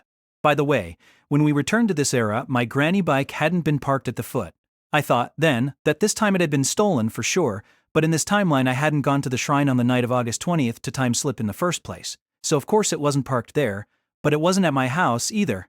Maybe the me in this timeline didn't write a bike. Could history have been altered in such banal ways? Well, with the world in ruins and all, maybe one bike wasn't such a big deal, even if it was my beloved machine. I continued on to the shrine, carrying Shinobu in a koala embrace, out of habit as much as anything, since with night fast approaching she wasn't feeble enough to be tired simply from walking. Through a town with no one left to hassle us about it anyway, no middle school girls, no police officers. Not that this is a revelation or anything, but a world without people gets exceedingly dark, come evening. Just as the daytime sky is an exceedingly clear blue. Probably when night fell we would be able to see the whole sky filled with stars. It reminded me of going to the observatory with Senjogahara that time. What about that? Did that happen in this timeline? Or was I too late? I didn't remember the exact date, but wasn't it in June? Monogatari series by Nisio Isin, cast by Artale Studio. If you are interested in creating your own audiobooks, please check out our website, artale.ai. Now, enjoy the story. True, with our vampiric levels elevated, we could stargaze to our heart's content even if the town was filled with lights and the air pollution hadn't cleared up. And I'm pretty handy at mountain climbing. 'Tis more of a foot thing. And so on. I guess we were feeling the leeway to make such jokes because we were getting pumped up, or rather, incautious.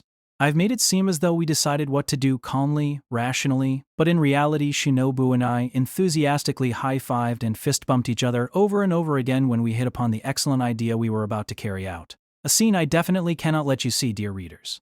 But then, when we reached the end of the now thoroughly familiar climb and arrived at Kitashirahebi Shrine, all at once Shinobu's face clouded over. Like an overcast sky not a single ray of light can pierce. As far as I could tell from her expression, I didn't need to go to the trouble of asking. It might have been kinder not to ask, but grasping for a last glimmer of hope, I did. What's wrong? Well, Shinobu leapt down from my arms and alighted on the ground. not a shred of energy remains here. Oh. My despondency and despair had already played out a few seconds earlier, hence the extremely curt response, but I wasn't about to accept it. Shinobu and I had thought this through from every angle and reasoned that since no time slip had been carried out, the energy should remain totally intact. The cause is Perhaps 'tis that, said Shinobu, quickly finding what she was looking for, and pointing off in its direction. I didn't see what she was pointing out, but she took off briskly toward it, so I had no choice but to follow after her despite my confusion. I had to wonder who was trapped in whose shadow here, though if we're splitting hairs, with her vampiric levels advanced so very close to full, Shinobu could in fact leave my shadow for short periods of time, like I was the charger, and she was the cordless phone. As we walked up the path and approached the main hall, I saw what Shinobu was talking about. That dilapidated main hall. No, the single talisman pasted there. What? Isn't that… I looked at the talisman. At first glance I wasn't sure, but after studying it carefully I cocked my head. I remembered, of course. How could I not? Oshino had asked me, or more precisely me and Kambaro, to post a talisman there in order to prevent the Great Yokai War, too big of a responsibility for me to bear, to be perfectly honest. So I remembered it all too well. I remembered it and the subsequent incident with Sengoku all too well. However, it's a different one.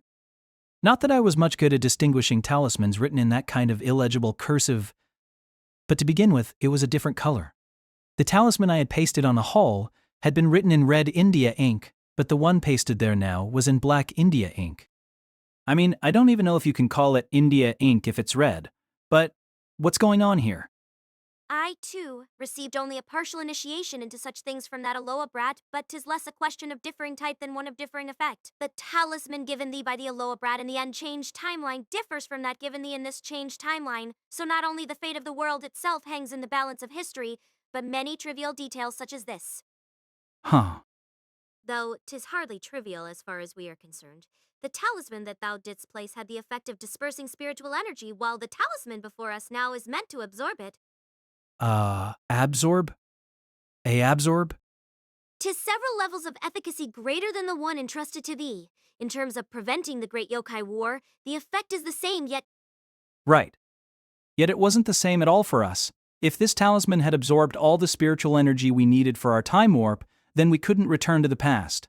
Our great idea, all our enthusiasm, had been spectacularly upset by nothing more than a slip of paper.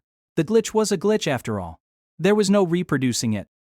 I know I'm misplacing the blame and excusing myself, but at the same time no one's listening, so I'm just gonna say whatever selfish thing I want to. What the hell, Ashino? Selfish indeed, from the Aloha brat's perspective. 'Tis all the same which talisman be used. Likely he selected without much consideration, based merely on habit or the inclination of the moment, because it made no difference. Yeah, that was probably true. However much I might blame Oshino, it was totally unreasonable to expect him to conserve the shrine's amassed spiritual energy on the off chance that Shinobu and I might need to time slip somewhere down the line. No, even if he did think of it, he was a balancer. He wouldn't do that for us. When thou art playing a 2-disc DVD set, whether playest disc 1 first, or disc 2, 'tis all the same. It's not the same at all. What if you played the special features disc first? Enough with the half-assed analogies. But, I said, I don't think he's so irresponsible that he'd leave something this important to habit or whim. Something about this timeline must have necessitated doing it this way. Well, no point now in trying to figure out what. Aye. Okay, nothing for it now but to throw some money into the offertory box and leave it to the gods. It was a little too self-serving of me, given my earlier blasphemous remark that there was no god at a tumble-down shrine like this, but at this point, was there anything else I could do? Hang on, if we take down this talisman and wait patiently, won't that spiritual energy stuff eventually build up here again? After all, this spot is definitely an air pocket. The danger of a great yokai war will return, but beggars can't be choosers that real. My lord. Trying to arrest the hand I carelessly extended toward the talisman, but she was too late. I touched the talisman and was knocked back. We're not talking about the snap of static electricity on a finger here. My entire body was blown backwards. I landed flat on my ass, and when I got back up and looked, my fingertip was easily scorched. No more like carbonized, it must have burned down to the nerves instantly because I felt absolutely no pain. The physical damage healed in a moment, of course, since I was currently in vampire form, but I couldn't seem to recover from the shock. Did I not tell thee? 'Tis a different type of talisman, yea. Nay, e'en myself, who belong to the world of aberrations, cannot so much as touch it, let alone remove it. As with a crucifix, we would be absorbed, consumed entirely. But wasn't it me who put it here in the first place? Thou should learn to listen until the end. To wit, thou quite likely didst come along on the journey, but the one actually entrusted with carrying the talisman hither must have been Monkey Girl. 'Twould be no problem for the lass, so long as she did not carry it in her left hand. Huh. So in this timeline there was a greater necessity to Kendra accompanying me? Maybe things happened differently with Sengoku too. But in that case, it's not just Kambar, everyone is gone from this world. Every single person. There's no one in the entire world except for us, which means there's no one who can remove this talisman. Indeed. Well, then our plan is dead in the water. I wondered if instead of removing the talisman, we could settle this by taking the entire building somewhere else, but that'd be too easy. The efficacy of the talisman was probably suffusing the entire hall, so we couldn't do anything rash. My carbonized fingertip made sure I kept that in mind. What is more, 'twould be pointless to remove it. 'Twas because I arrived in all my glory that so much spiritual energy gathered in this place. Such power would have no way to gather here again. Yeah? So it's hopeless. Hopeless indeed. At this point I started to suspect that Ashino had chosen this talisman out of spite to make things difficult for us. After our time slipped, not that he'd go so far as to get in the way of us trying to save the world from destruction, just as a penalty for not heeding his warning. But if he was being strictly impartial, maybe it was the right thing to do. Even if we were trying to save the world, would he say, "You must not time slip," balancer that he was? I wonder if there are any other air pockets besides this one in Japan. Or should we update the term to power pocket? Though we search blindly like as not we must. And so, we intended to go on even in the face of a hopeless situation, to go on vainly struggling. We'd wander, not that we were Oshino or Hanakawa, not that we could go overseas, searching for a spot that might possess enough spiritual energy for a time slip. We hatched a concrete travel plan to head first to Mount Osor in Aomori, or maybe to Mount Fuji in Shizuoka. However, the situation was about to exceed anything we'd anticipated, by far.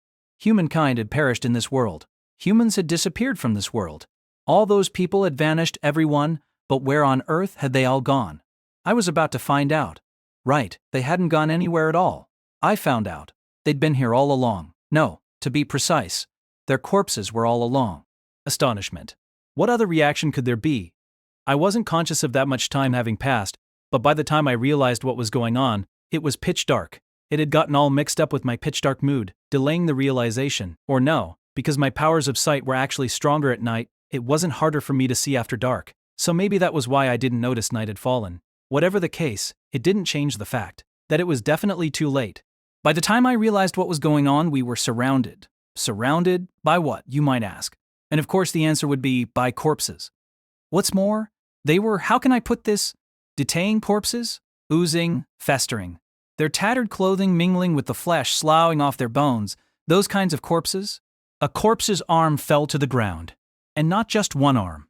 All throughout the scattered crowd of zombies, arms started falling to the ground in viscous streams before melting into the earth. And not just arms. Here a leg, there a torso, or a head, crumbling like fragile clay on a potter's wheel. But they seemed indifferent, because just like clay reshaped by a potter's hands, the arms regenerated with a muddy squelch, the legs regenerated with a blubbery plop, the torsos regenerated with a mushy sloosh, the heads regenerated with a viscous pop. They returned to the way they were before, then fell apart as before, and it just kept happening, over and over, repeating as though the corpses had been condemned to continue dying for all eternity. Those corpses, which shouldn't have been able to move, wafting stench, nevertheless rose up, moved, and encircled me and Shinobu. There were so many packed into the modest shrine grounds that counting them was futile, but since there was nothing else to do, I made a rough tally, and there were more than 50 people. Or is that the wrong unit? There were more than 50 bodies. Is that better?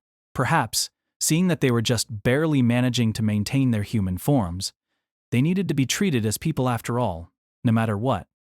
Was that the ethical thing to do? The moral thing? But this overwhelming situation seemed to upend such everyday concerns. This overwhelming situation of being surrounded by lumbering, decaying corpses. What I felt in its face wasn't astonishment then. It was simple terror. Ooh. What transpires here? It wasn't just me. Shinobu too had turned pale. Though in her case, she was reacting with neither surprise nor terror, but plain confusion it seemed. What is the meaning of this be? These the inhabitants of the town, the corpses of the inhabitants. Did they catch wind of our presence and follow us up the mountain? The inhabitants. Shinobu's words may not have been a soliloquy. She may actually have been asking me a question. But what was I going to say? It was impossible to distinguish one individual from another among the swarm of corpses surrounding us. Given that their faces were running like mud in a rainstorm, you could just about distinguish adults and children by the size of their bodies. But once you tried to get down to, say, males and females, things got extremely dicey. You could sort of tell from their frames, but at this point, why bother? Yes, I knew what to call these. Not just me. Everyone knew. Zombies. Do not move, my lord. Not that I had anything particular in mind, but Shinobu grabbed the hem of my shirt as I was about to take a step and pulled me back. Her face was still pale. It appears that if we remain here, they will approach no closer. Oh, okay. Once she pointed it out, I could see that though the zombies had us completely surrounded, they maintained a fixed distance. It had been hard to tell initially because of their sluggish movements. Eyeballing it, I guessed the distance was about 10 feet. Around there, they stopped walking and just bobbled from side to side, but their number was growing with each passing moment. They just seemed to keep on coming up the mountain. What the hell? Why don't they come any closer? 'Tis likely due to the talisman. Thou hast experienced its efficacy for thyself. Thou wert able to touch it thanks to the humanity remaining inside thee, but they who are clearly full-fledged aberrations can only approach so close. They know 'tis at their peril that they approach any closer. They know? Did they? Sure. The fact that they weren't coming any closer could be due to the talisman thanks to the talisman, but did they actually have anything approaching volition? Their eyes were vacant, or rather nothing more than hollows plugged with decaying eyeballs. Who knew if they could even see anything? I don't really know what's going on, but are they the ones who wrecked the world? I'm pretty sure zombies eat human flesh, don't they? And if you get eaten by them, you turn into a zombie too. Well, it must be said that there are many variations in that regard. But for now, it seems best we depart from this place while the talisman retains its miraculous efficacy. Huh? Depart? Isn't this the only place where we're safe? As thou canst see for thyself, their number is increasing by the moment. To be honest, I cannot foresee how this will go. Even if they do not wish to come closer, they may yet be pushed forward when things become too crowded and, well, they are aberrations, but I do not think they are my enemies, nor thine. True. They were creepy, and being unable to tell what they were thinking made them all the more frightening and repulsive still. I didn't sense the same kind of combat ability that I did from the vampire hunters or the monkey. It was just that there were so many of them. That, in and of itself, was a problem. But nevertheless, knowing that they may have once been the inhabitants of this town, that they may be zombies created from the corpses of the inhabitants of this town, we cannot heedlessly plow through their midst. right. From behind her, I nodded at Shinobu's unexpectedly upstanding remark. If anything, I'd been thinking that maybe we ought to just plow through their midst, so the nod included a suitable amount of contrition on my part. But seriously, what the hell was going on? I had no idea. Hadn't the human race been destroyed? Or no, it couldn't be. Which is why for now we must flee, my lord. Flee to where? We were completely encircled on all sides, left and right, front and back, and even now, the zombies just kept on coming. Where could we run? If left and right, fore and hind are close to us, there is nowhere to flee but up, Said Shinobu, wrapping her arm around my waist and leaping. Not like a time jump. This time she actually jumped. Whoa! Whoa! We leapt into the air so suddenly that there was barely time for my startled voice to pass my lips, and we reached an absurd altitude in the blink of an eye. If I had to guess, I'd say she jumped over 1,000 feet into the air, without even bending her knees. It was deeply dubious whether those zombies even had the power of sight, but if they did, it must have looked as though we'd vanished from before their very eyes. The return of so much of her power had enabled the feat, and it was terrifying to think that she wasn't even close to full strength. God, at the apex of her power, she must have been able to jump into outer space without so much as a running start. Maybe all that nonsense about toppling the sun someday wasn't a joke after all. Maybe it was just a straightforward goal well within her reach. She might have been able to snuff out a star, which would definitely alter history. we seem to have made good our escape, for the time being. Yeah. But what the hell were those things?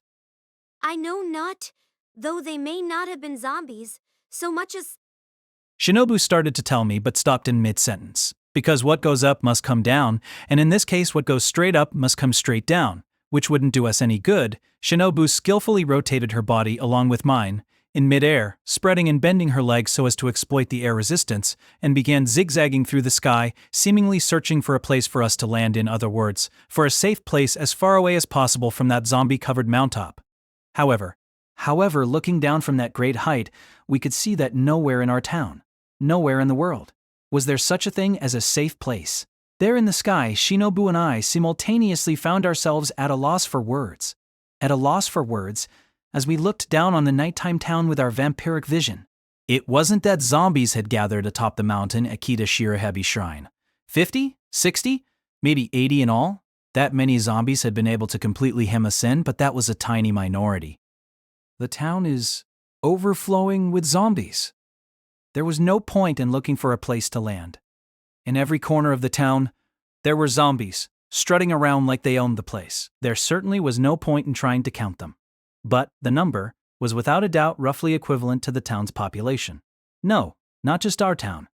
If I strained, I was just able to see the next town and some of the further outlying areas, and it was the same phenomenon everywhere.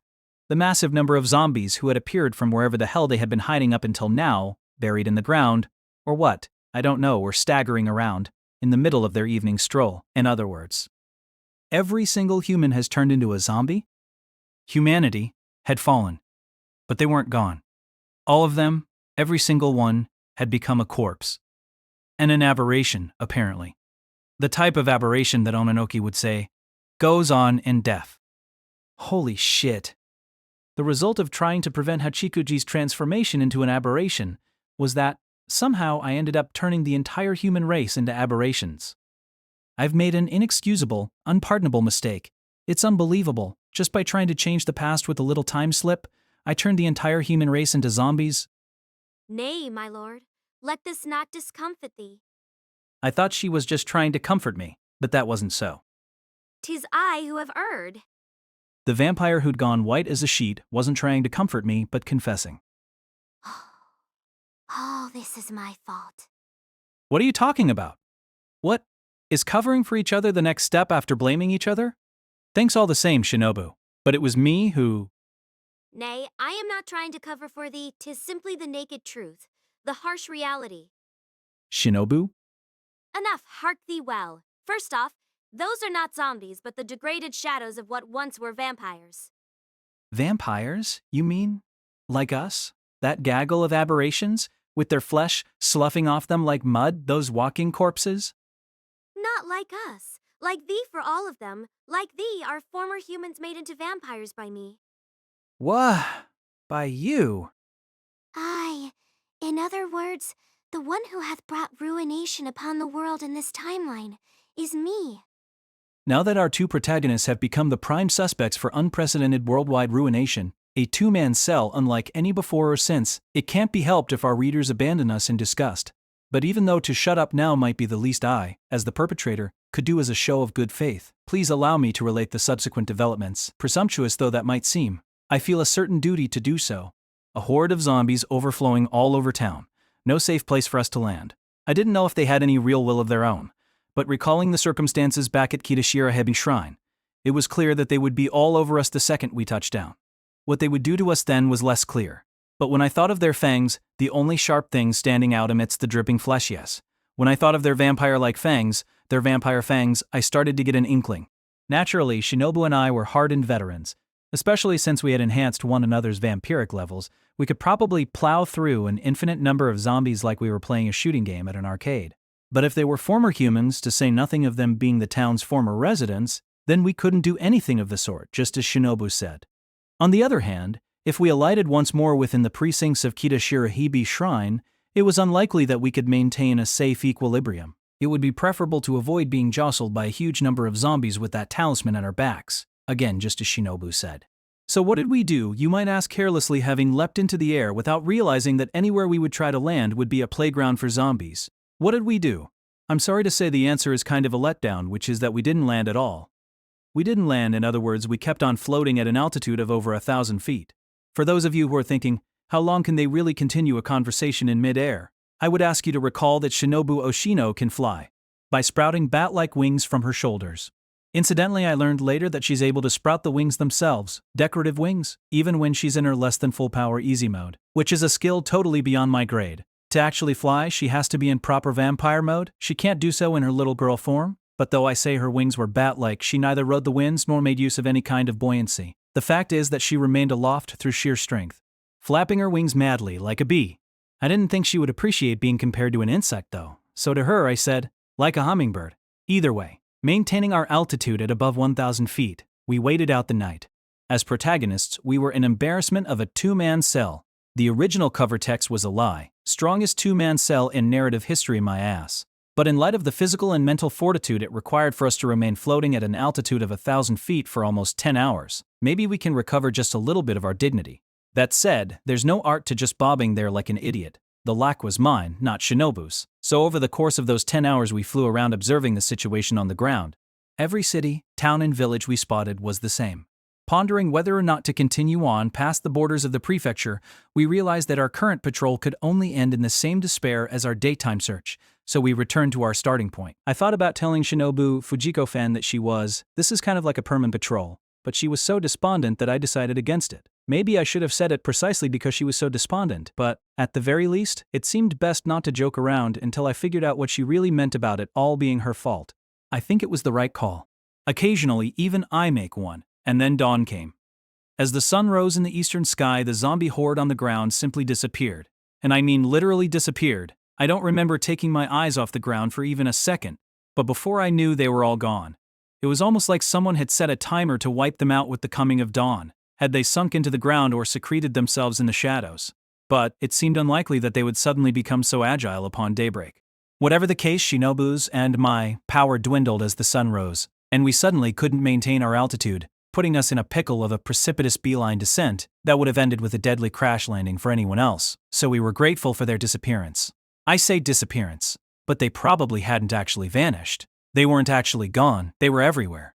We returned to the Arabi residence, walking through an abandoned town where not an iota of evidence remained that, up until a few minutes ago, a horde of zombies had been strutting about the place. We returned to the Arabi residence, and I talked with Shinobu in the living room. To be precise, I listened to what she had to say. All in all, the sky hadn't really been the place for that kind of conversation. So, what do you mean it's your fault, Shinobu? Tell me. You don't just mean because you perpetrated a time slip, do you? Because then I'd be complicit and I was the one who suggested it in the first place. So I'd be the guiltier party. But you made it sound like this was a solo crime. What's going on? 'Tis my fault. To be precise, 'tis the fault of my counterpart in this timeline. By this timeline, you mean? In other words, the Shinobu Ashino from this timeline that we altered? 2 months previously, the me of this world, a me other than myself, turned the entire human race into vampires. That is what I am telling thee. I still don't get it, Shinobu. How are those things vampires? Sure, if you define vampire broadly, I guess that could include walking corpses, but oh, I see. Vampires are also called nightwalkers, right? And those things definitely spent the whole night walking around. Though it really seemed like they were just out for a lazy stroll, not doing anything significant. Is that what you mean? I fear that both of us are equally confused, so perhaps 'tis best if I start at the beginning. In this case, but 'tis difficult indeed to explain. Equally. Sorry, but I think I'm way more confused. During the day it's a ghost town, and at night it's zombie town. All the humans have become zombies, and you keep on insisting that all of it is your fault. I'm confident that right now I'm the most confused person in the entire world, though you and I are the only candidates left, I guess. Hey, so don't get all gloomy on me. I shall become gloomy if I wish. Because if I tell thee what I have done, thou shalt likely become truly enraged. Of course I realize that cannot be helped, but nonetheless, quit talking like that. Don't hold anything back. Listen, Shinobu, if we're gonna start at the beginning, then I've got something to say first. Whether it's the you from this timeline, or the you sitting in front of me right now. I put out my hands and took hold of Shinobu's shoulders. Standing up from the sofa, I crouched in front of her so that my face was level with hers, staring straight into her golden pupils. You and I are one, in body and soul. What I have done you have done, and what you do I do too. If you did cause this somehow, it's true. I might get angry, but I will never ever turn my back on you. I love Senjobihara best, and I respect Hanakawa more than anyone else. Hachikuji is the most fun to talk to. But if I had to choose someone to die with, I would choose you. My lord. If something is burdening you, don't take it all on yourself. Share the load with me. In fact, it hurts me to think of you keeping anything from me. Shinobu writhed in seeming pain. Perhaps I was squeezing her little girl's shoulders a little too hard. Realizing this, I released my grip, but she no longer kept her eyes awkwardly averted from mine. And, I too would have thee by my side when my time comes. yeah, that's self-evident. You don't even need to say it. If Shinobu were to die tomorrow, then my life could end tomorrow as well. That vow was already written in stone, engraved in my heart. Deeply, so deeply. All the way down. It had become flesh and blood inscribed in my very bones. Then indeed I shall relate it in its proper order. Though, 'tis not as though I did not have some idea all along, 'tis not as though a likely explanation did not come to mind, and 'tis not as though the newspaper did not prick my memory. Yeah, now that you mention it, you did say something, didn't you? What was it? Something about your memory being fuzzy or something? June 14. Hmm.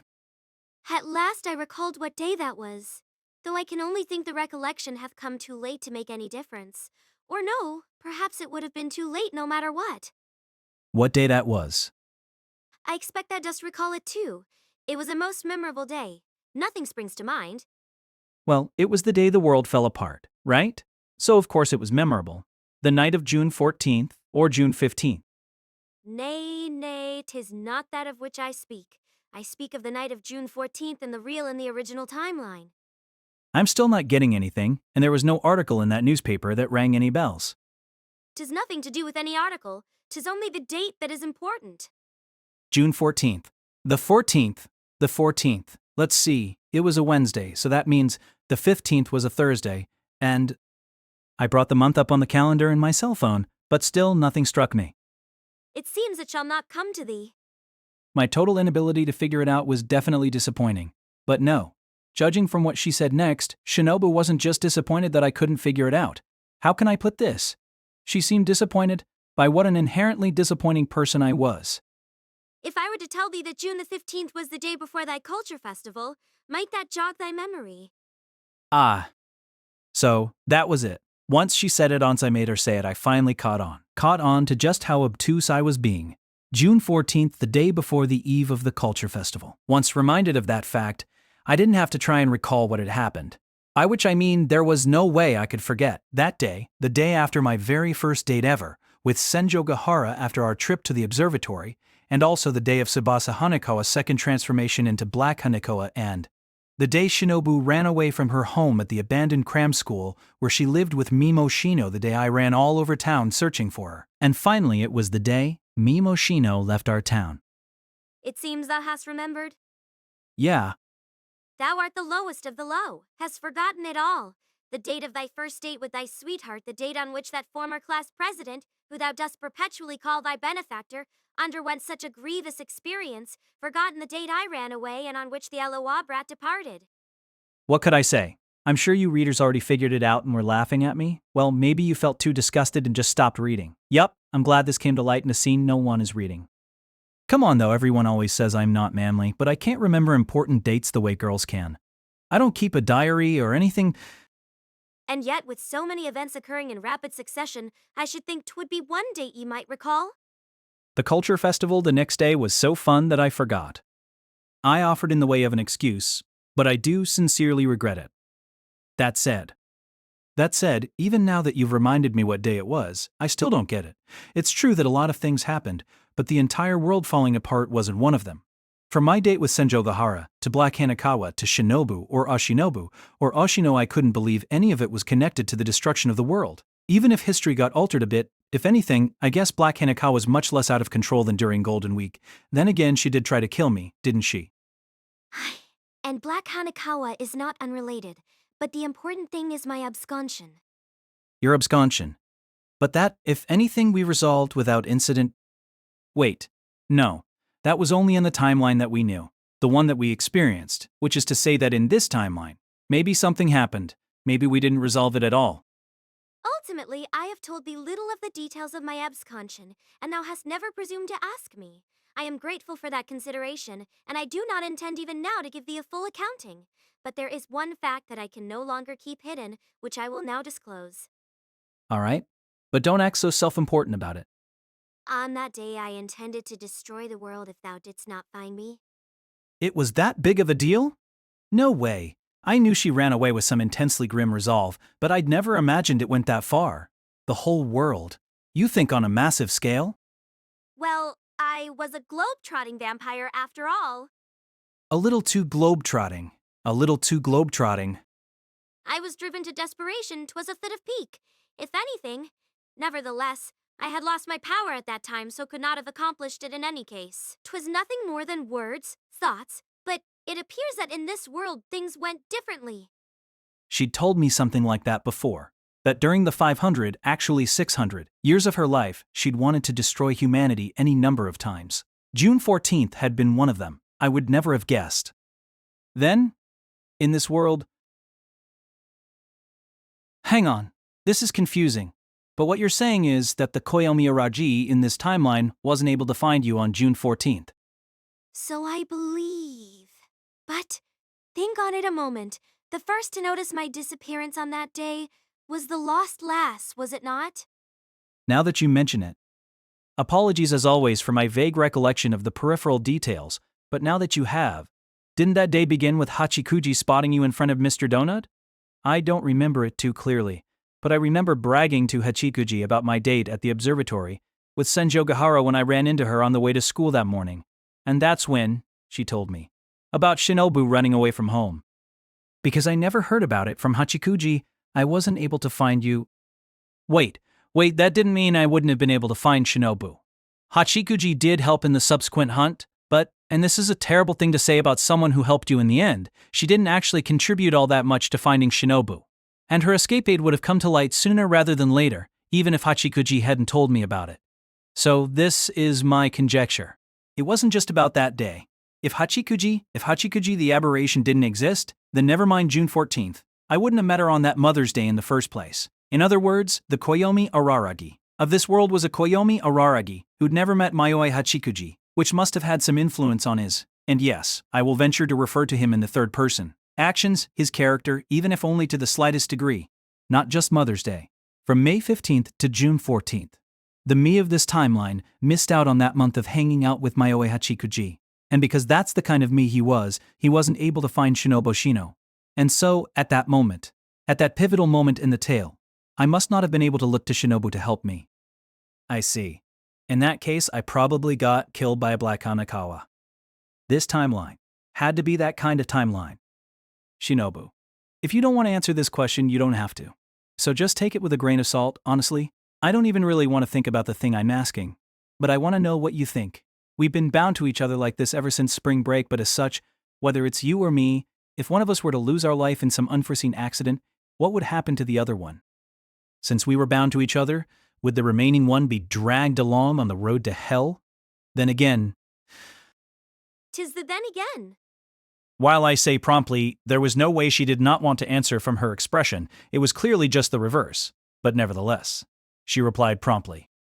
Methinks the kitty cat definitely did not understand, lacking in wit as she is, but that Aloha brat must have understood. Thou, too, must have heard it, that thou couldst regain thy humanity at any time, if didst but forsake me. The flip side of which is that if I were to die, if I were to be killed, you'd regain all your power and blossom once more into a legendary vampire, the iron-blooded, hot-blooded, yet cold-blooded vampire, mightiest of all. In other words, in this timeline, Shinobu Ashino magnificently, auspiciously blossomed once more into Kishot Esarolarayan Heart Underblade, like a flower blossoming out of season. I didn't see my granny bike anywhere. At that fact, at that reality, I laughed, in spite of myself. I couldn't help but laugh. Now I see. The whole if I was going to die with someone, it'd be you vow was on point from that perspective as well. Won't you share this coffin with me? It was one hell of a proposal. Aye. And in this world thou wert sadly unable to carry out thy vow to that effect, and I really did bring the world to ruin. Shinobu said, with a truly grievous expression on her face. And by that interpretation, 'twas Black Hanakawa Namali, that former class president, who was my first target. Shinobu's voice was so small as to be inaudible, as though it was the hardest thing she could ever have shared with me. But of course, I couldn't blame her. I ought to have been able to prevent it. With a minuscule bit of effort, I could have easily prevented it. Seems like there's another way of putting it. This world is the bad ending world. 1. Asking for help. 2. Not asking for help. Me chose number 1. The me from this timeline chose number 2, or he ran out of time before he could make the choice. A bad end. A dead end for Koyomi Aragi. 'Twas a bad end from the moment thou didst meet me. Directly after she slew thee, I must have attacked the former class president, and then I who had regained the full majesty of my power, brought the world to ruin. Specifically, The people of this town. The people of Japan. The people of the world. I made them all into vampires. Shinobu stated vigorously, quite unlike the way she delivered her earlier line. Made everyone into vampires. Realistically, 'twas only the first few whose blood I myself drank, I should think. But as thou dost know better than anyone, the creation of a thrall is the creation of a slave. 'Tis the creation of a servant, because I was on the brink of death. When I drank thy blood, I gave thee a certain amount of freedom, but essentially a thrall is an offshoot of myself. Offshoot? In other words, those few whose blood I myself drank became vampires who would bring the world to ruin along with me, and continue to drink the blood of the surrounding populace. As zombieism spreads, so spreads vampirism. The vampires so created are also my thralls, and so on down the line. They too become vampires bent on the downfall of the world. And thus they breed like rabbits, proliferating in a geometric progression, and in a heartbeat, the world, or rather humanity, lies in ruins. Because it began here, this town and the surrounding areas were neatly taken care of like as not. But in the neighboring prefectures and beyond, 'tis probable that unfettered panic swept the land. If this be a ghost town, 'twould not be surprising if larger cities like Tokyo and Osaka had been reduced to ashen wastes. Well? If there was panic on that scale, the self-defense force would definitely be mobilized, not to mention what would happen overseas. Wouldn't be surprising if it got as far as a nuclear war. But they couldn't stand up to you and your thralls, could they? Those folks from the church that guillotine cutter and dramaturgy belonged to probably went into action too, but even if they did, no matter what action that crew of specialists might have taken, there was no way they could stop Kishot Esarolorian, Heart Underblade, at the head of an army. If anything could stop that legendary vampire, it was the fact that she was the type of vampire who absolutely refused to create thralls. Who didn't propagate, only a lack of numbers could contain her threat. If that vampire, who over the course of her life had only made exceptions for me and one other, were to get serious about creating companions, no, about creating a community, something unimaginably terrifying would occur. No. In this timeline, it did occur. One night to subjugate this region. One day to take total control of Japan. 10 days, perhaps, to dominate the world. Just like that, huh? So I guess the entire world hadn't gone down in a single night, but it had still happened extremely quickly. Well, rabbits do breed at an incredibly rapid rate. If it began with a few people, let's say 5, those 5 would lead to 25, those 25 would lead to 125, those 125 would lead to 625. 625 becomes 3,125, 3,125 becomes I can't calculate past there in my head. It would reach 6.5 billion in. And you're saying that the very first one would have been Hanekawa, so not Black Hanekawa, but Blood Hanekawa. Man, I'd have loved to see that though. I probably shouldn't admit it. Knowing her, she was probably pretty industrious in turning people into vampires. She might even have taken command. In which case, the world may have fallen in a mere 5 days. Shinobu said, and sank into silence. Nope, she couldn't do that just yet. We weren't done talking. If this was all true, then we definitely knew how the world had fallen, and how all of humanity had been transformed into aberrations, a veritable pandemonium unfolding in the night. But why do those aberrations look like zombies instead of vampires? Considering that they became thralls the same as I did, how did they end up as a completely different kind of vampire? My flesh never dissolved like that. On the other hand, if they're true thralls, then shouldn't they be able to fly like you? And while we're at it, that means that I'm dead, but you're not, right? What's the you of this timeline doing right now and where? The post-destroying the world you, that is. Let's see, you're here. So? I can answer both thy questions at once. 'Tis likely that the me of this timeline is already dead. Dead? What? Whoa, there. Hold on. That overturned the whole premise. If this whole situation existed because she brought the world to ruin, then for her to be dead. Nay, hearken to my words. I died after bringing the world to ruin. So you weren't killed by chemical weapons loosed by the human resistance or something? You're saying that someone killed you. That goes without saying. There is only one who could slay me at the apogee of my might, none other than I. In other words, suicide. I couldn't tell her don't be ridiculous. Because from the start, Shinobu Kishot Acerolorian Heart Underblade had come to this town in Japan to kill herself, a suicidal vampire. But because she encountered me over spring break because I ended up saving her, she failed in her suicide attempt. So that was why. After I died and after her rage had been spent, there was no reason for her to go on living. No reason for her to go on living as a literal blood-sucking demon. And because I died, all of the vampires in my thrall became zombies. Huh, really? Wait, didn't you say before that if you died, your thralls would become human again? In that case, bound to each other as we are, aye, 'tis so. For we are evenly matched in the balance between master and servant. Each of us is master and each of us is slave, but thralls are different. They are mere slaves who cannot live without their master, though nor can they die. 6.5 billion slaves. The scale was mind-blowing. What an absolute monarchy. But if that monarch committed suicide inevitably, the entire country, the entire world would descend into chaos, into mayhem, everybody running riot. Or vampiric bloodlust running wild. A vampire could become human again by killing you with their own hand. But if you're dead, there's no way back. No choice but to let their blood run wild and take its course. And the result was zombies? The erasure of will, the healing factor run amok, leaving behind only the goal of destroying humankind. Which is why they had surrounded me and Shinobu.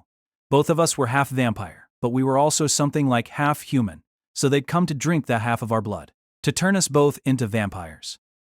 If so, that's completely idiotic. Never mind me, but you're their master. There remains an ontological difference between this me and the me at the apex of my power, so it cannot be helped. They are the servants of Kishot Aceroliorian Heart Underblade, not of Shinobu Oshino. So, even if they drank your blood, they wouldn't necessarily go back to normal. If they would, I would allow it gladly. I had just kind of said it, but it seemed as though Shinobu took it seriously. Her voice was full of sorrow. I couldn't believe it. To Shinobu, humans were some other species, a mere source of drinking water. But in spite of that, I'm sorry. I never intended anything like this. I only wish to be found by thee. To think that I brought thy precious world to ruin for such a peevish childlike reason. enough. Don't apologize. Don't blame yourself. The you in this timeline might have brought it to ruin. But that was a different you. Aye, 'tis true, but I am no different from her. Geez. She really was weak in the spirit department. The fact that this timeline Shinobu seemed to have committed suicide only bolstered that impression. True, even if this timeline was composed differently, I guess it'd be even weirder to actually keep your cool when you literally, without exaggeration, destroyed the world. I was shocked too, not by the fact that Shinobu destroyed the world, but at the existence of a me who let it happen. That day, it was very hard for me to accept that a version of Koyomi Aragi hadn't been able to find Shinobu after she ran away that day, on June 14th. The notion hurt far more deeply than the fact that the me in this timeline, in this chronology, was dead, seemingly killed. What's more, by Black Hanekawa, or when you get right down to it, by Tsubasa Hanekawa. So we were in the same boat after all, the guilt was ours to share. Just the fact that you feel that way makes me glad, Shinobu. Even so, I cannot rest easy unless I offer thee at least a single rib from my body. Too freaky. My fetish didn't extend that far. I'd rather the bones stay inside the body, wrapped in skin and flesh. But anyway, let's talk about that some other time. There was no time for that now. Actually, there's no such thing as no time for that now anymore. In this ruined world, we've got nothing but time. That's what I realized. No reason to hurry. Literally not a single one. At any rate, Shinobu, no need to apologize. You didn't do anything wrong, at least not the you who's in front of me. From now on, we're going to have to live just the two of us, in this ruined world, this terrifying world devoid of people, this horrifying world of millions of swaggering zombies. Even more than before, we've got to look out for each other. My lord. You haven't done anything wrong, Shinobu. It was true. If anyone did, then it was none other than the Koyomi Araragi from the now-vanished history, who didn't finish his summer homework, the one who was here now. In other words, me. I'd like to add a few words here about further disappointments that were to follow. We first waited for nightfall, then enacted the plan we had discussed the previous night at Kitashira Hebi Shrine, to seek out renowned power spots in Japan to use their spiritual energy to leap into the past, and naturally our method of travel was to fly, with Shinobu cradling me in her arms. We developed a formula whereby I carried Shinobu while we were traveling on the ground, and Shinobu carried me when we were traveling through the sky. But I'm deeply ashamed to say that the only places I knew about were ridiculously famous ones like Mount Asor and Mount First, Fuji. Although we exhausted ourselves and the night trying every place we could think of, at a speed slightly above Perman's 119 zir, it all came to nothing. There's no question that Kita Shirahebi Shrine couldn't hold a candle to the numinous virtue of those places. But 'Tis no good. Each and every place has been thoroughly sealed off. Perhaps 'tis only to be expected. 'Twas because that shrine had become an air pocket that the Aloha Brad entrusted thee with the task of placing the sealing talisman in the first place. So 'tis only to be expected that these other places, especially such famous places, would be sealed if not by the Aloha Brad himself, then by some other specialist in yokai and their ilke. yeah, I guess you're right. It won't do any good to check places just because they're power spots then. In addition to being power spots, they need to be newly formed ones that the specialist didn't notice or know about. Otherwise, we won't find any gas there to power our time warp. Their method of sealing is most perfect. When energy doth remain, they have rigged it such that none can make use of it. It had seemed like such a good idea at the time, but it was a fool's errand though. As it happened, not entirely. Since we've been traveling at night, we had of course been flying with our eyes trained on the ground below us, and once again, the zombies had appeared before we knew it, literally before we knew it. And we were able to observe their rampage. In truth, they really were just nightwalkers, not destroying anything or doing anything else out of the ordinary. Our vantage point up in the skies also supported Shinobu's supposition that the destruction was centered on our town and radiated outward from there. The farther away we got, the more traces of panic, the more indications of the disastrous scenes that had unfolded, traces from which I wanted to avert my eyes, but from which I could not. Shinobu, how can I put this? On the road back, or I guess I should say, on the flight back, Shinobu and I had the following conversation. There's a very old theme in stories, and more recently too. It was a popular theme in YA literature for a while, where the protagonist has to weigh the fate of the world against the life of one girl, and he picks the girl. You familiar? There are many such films. It's moving, right? And cool. It's meaningless to live in a world without you. I won't save the world if it means killing you. That kind of thing. But listen. In reality, if you're forced to choose between the world and a single girl, you'd have to choose the world. I don't know, it seems like you'd be running away from a difficult decision otherwise. As a matter of ethics, weighing the lives of 100 people against the life of one, anyone ought to choose to save the 100. Yet dost not that thinking run counter to thine own principles? Thou hast ever... Yeah, I have. But doesn't it seem like a pain in the ass for the girl? Being saved in place of the entire world is like suddenly being presented with a Cadillac on your birthday. You'd be at a loss, or, to put it plainly, doesn't the thought of being loved on such a grand scale feel kind of gross? Art thou regretting having saved the lost lass, my lord? I mean, I don't know. But if Hachikuji found out that her salvation led to the end of the world, I don't think she'd ever forgive me. She was so against getting anyone else involved in her business over the course of more than 10 years of wandering lost at Sane. I've never seen her get truly angry, but if she heard that I destroyed the world on her account, she'd probably flip her lid. No, even then she wouldn't get angry, wouldn't blame me. She'd simply be sad. She'd probably just cry. But she probably died a few days after I saved her anyway in a traffic accident or something, so she wouldn't be doing any crying or any getting angry. Thy words are most unworthy. She spoke without slackening the pace of her flight. At spring break, when thou didst offer succor to me as I lay on the brink of death, I was glad. Thou didst offer me succor without another thought, sacrificing not the world but thine own life in exchange for mine, and I was glad. Though in the end thou didst regret thine actions, thou, who didst know nothing of what would transpire as a result of saving me, didst regret, and in regretting tried to kill me. Perhaps even now thou dost regret thine actions.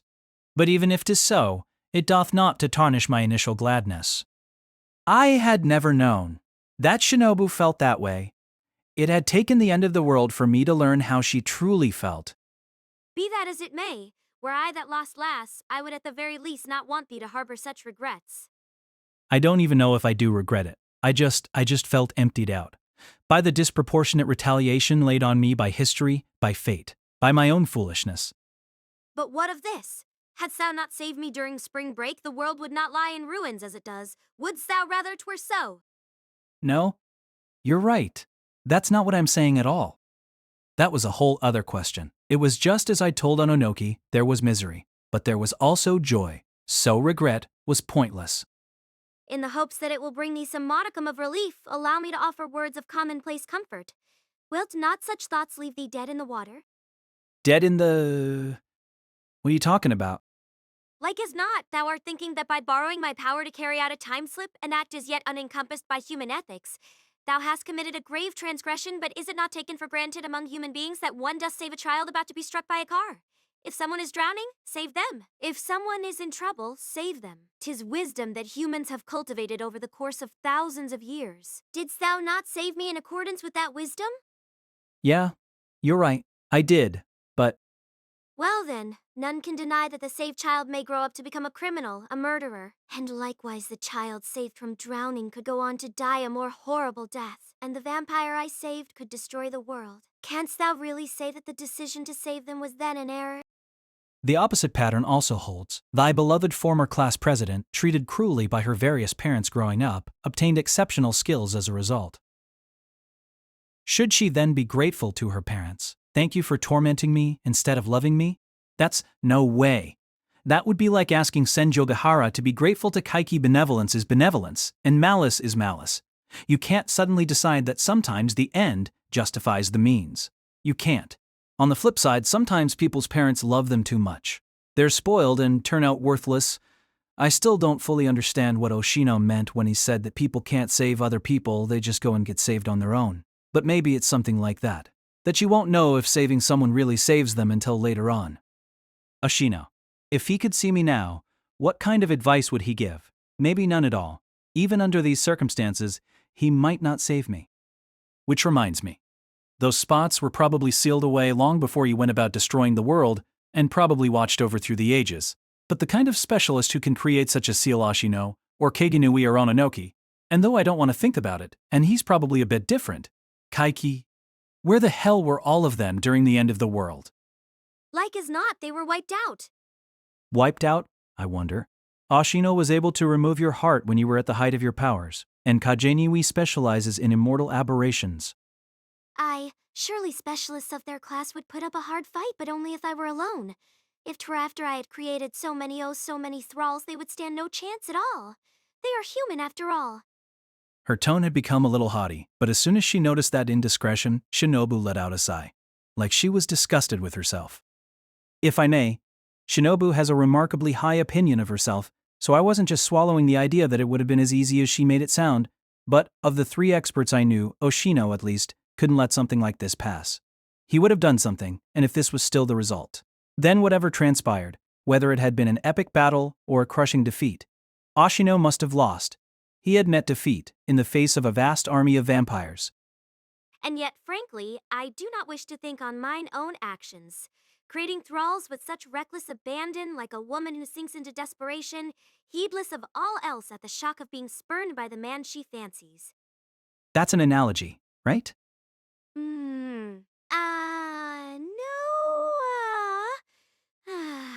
it is, of course, merely an analogy. For some reason, Shinobu lowered her altitude in seeming consternation.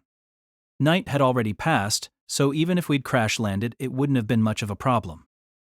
In any event, those experts too must have been made into vampires and become zombies in the end. Oshino a zombie?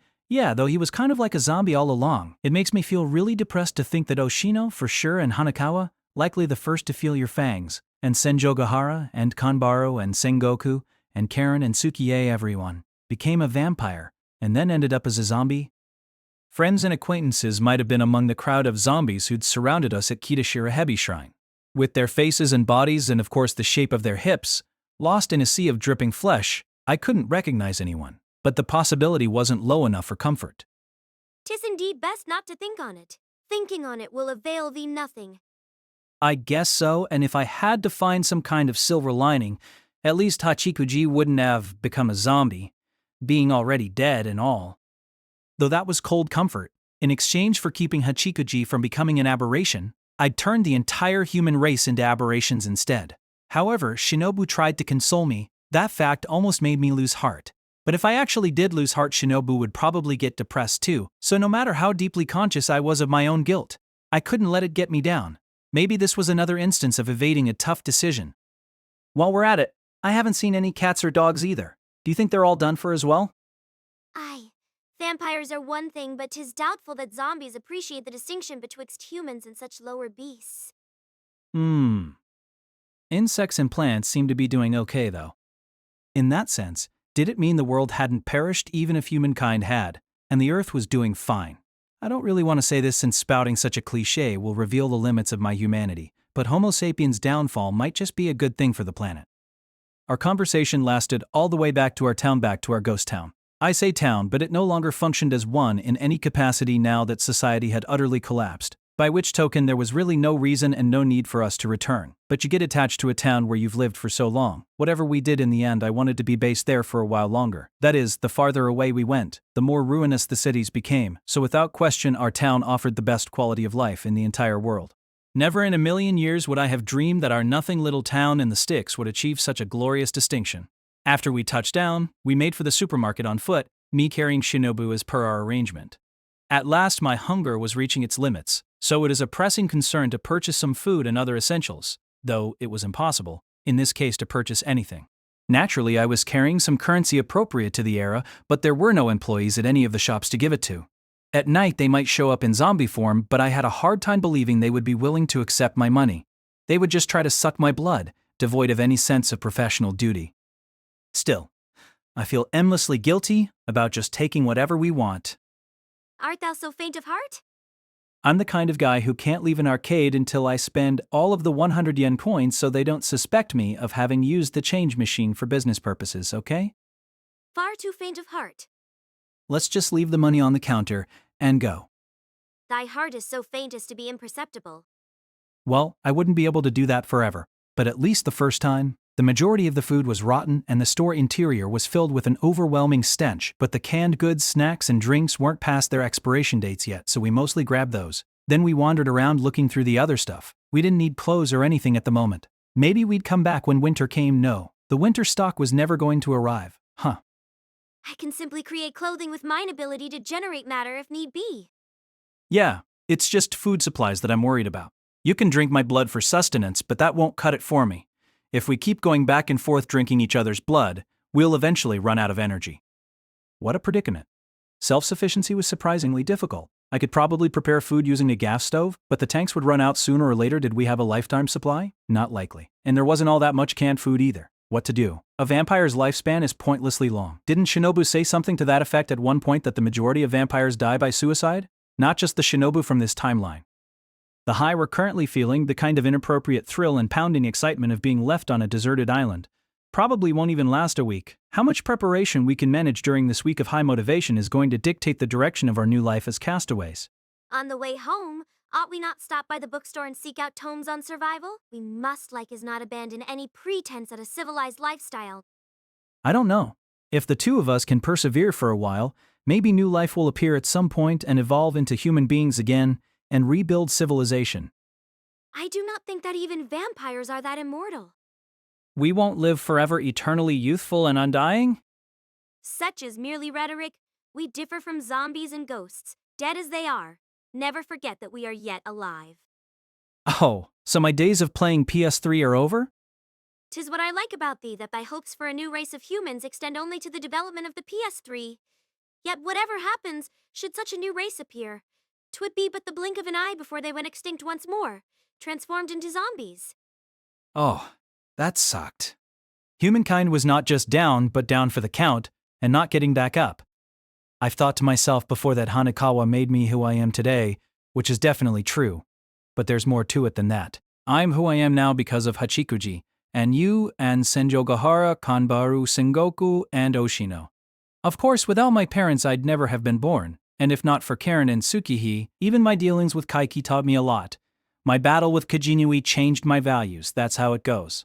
This may be a super ordinary way to say it, but I've been taking fate too lightly. Taking it lightly. Fate is something we create together, and it was arrogant of me to think I could change it alone. It seems that way, at any rate. I still think it avails thee nothing to ponder it overmuch.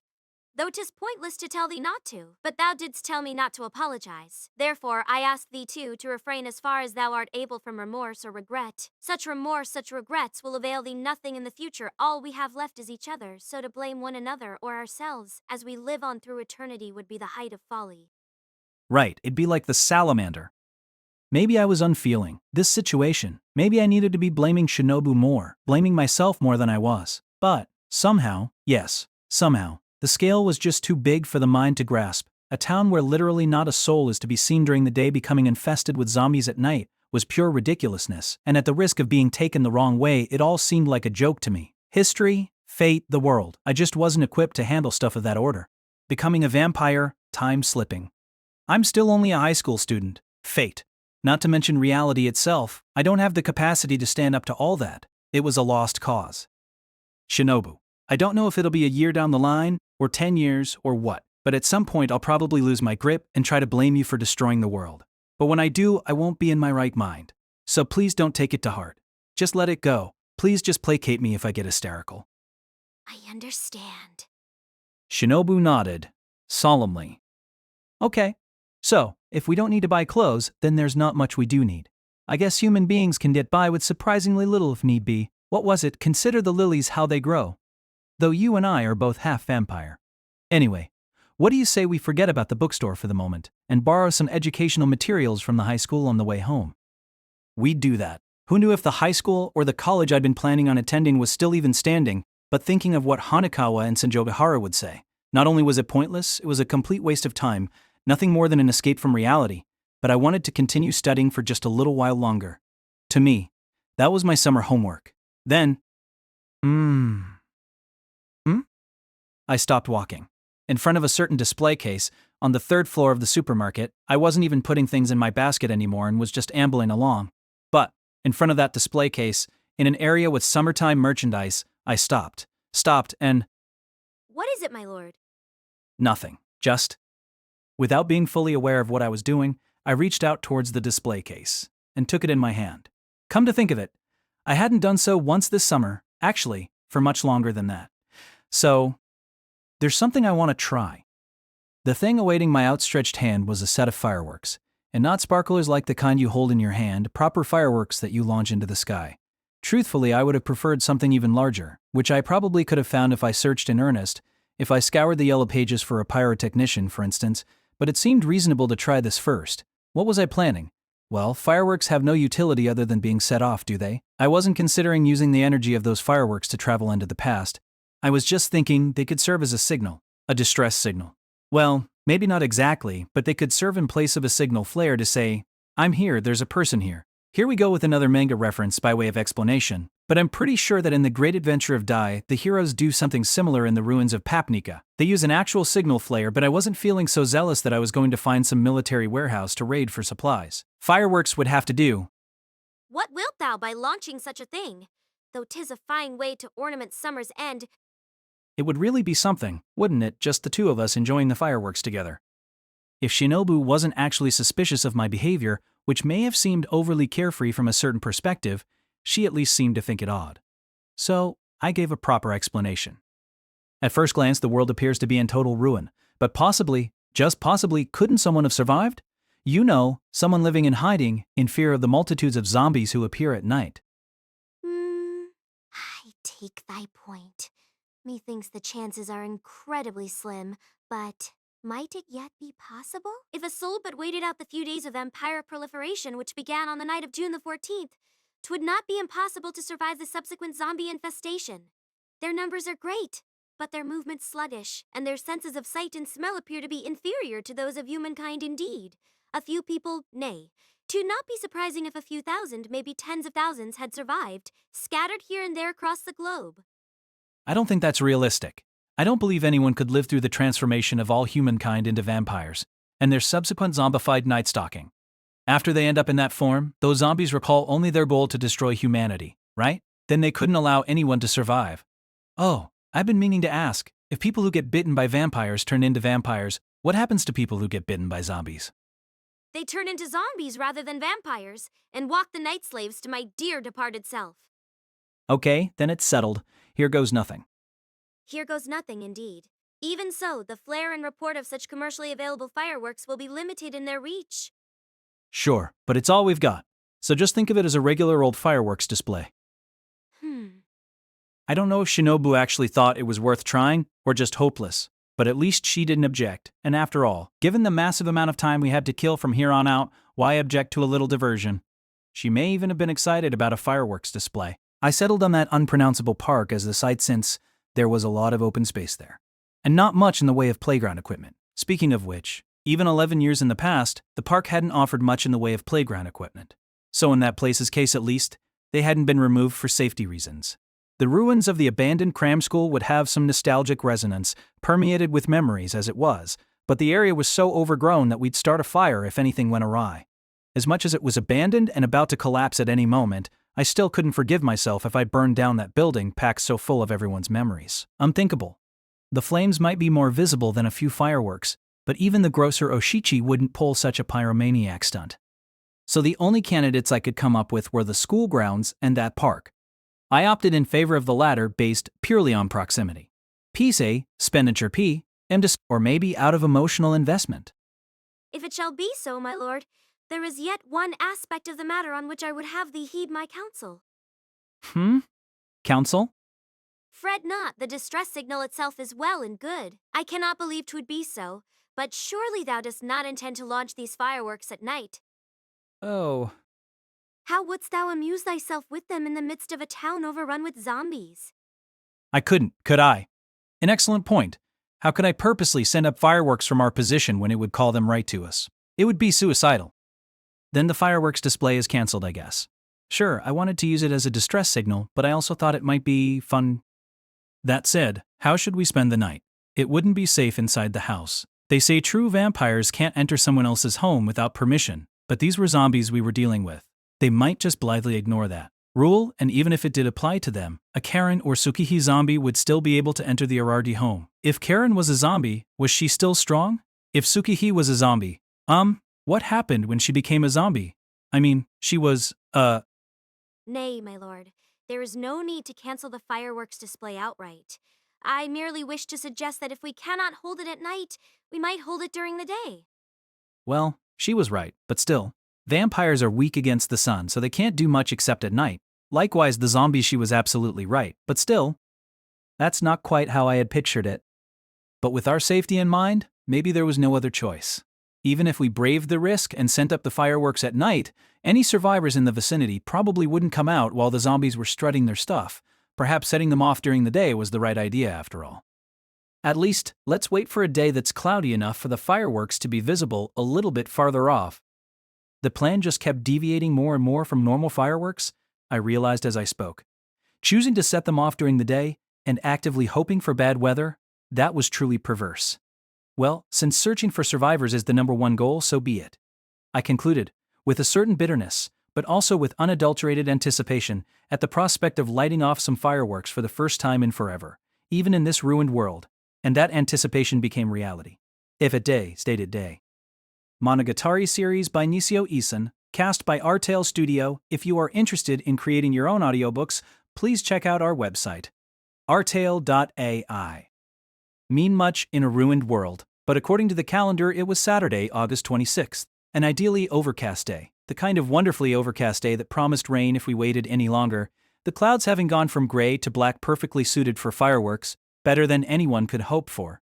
During the intervening 3 days, Shinobu and I had slept in the Aragi residence all day long and chatted away in the sky all night long. While she'd regained a great deal of her power, staying aloft for a whole night did seem to be something of a burden to her, so we were probably going to have to work out another plan sooner rather than later. But I will report here that those night flights with Shinobu were really amazing.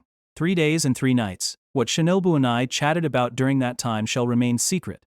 And 3 days later, the day of the fireworks display.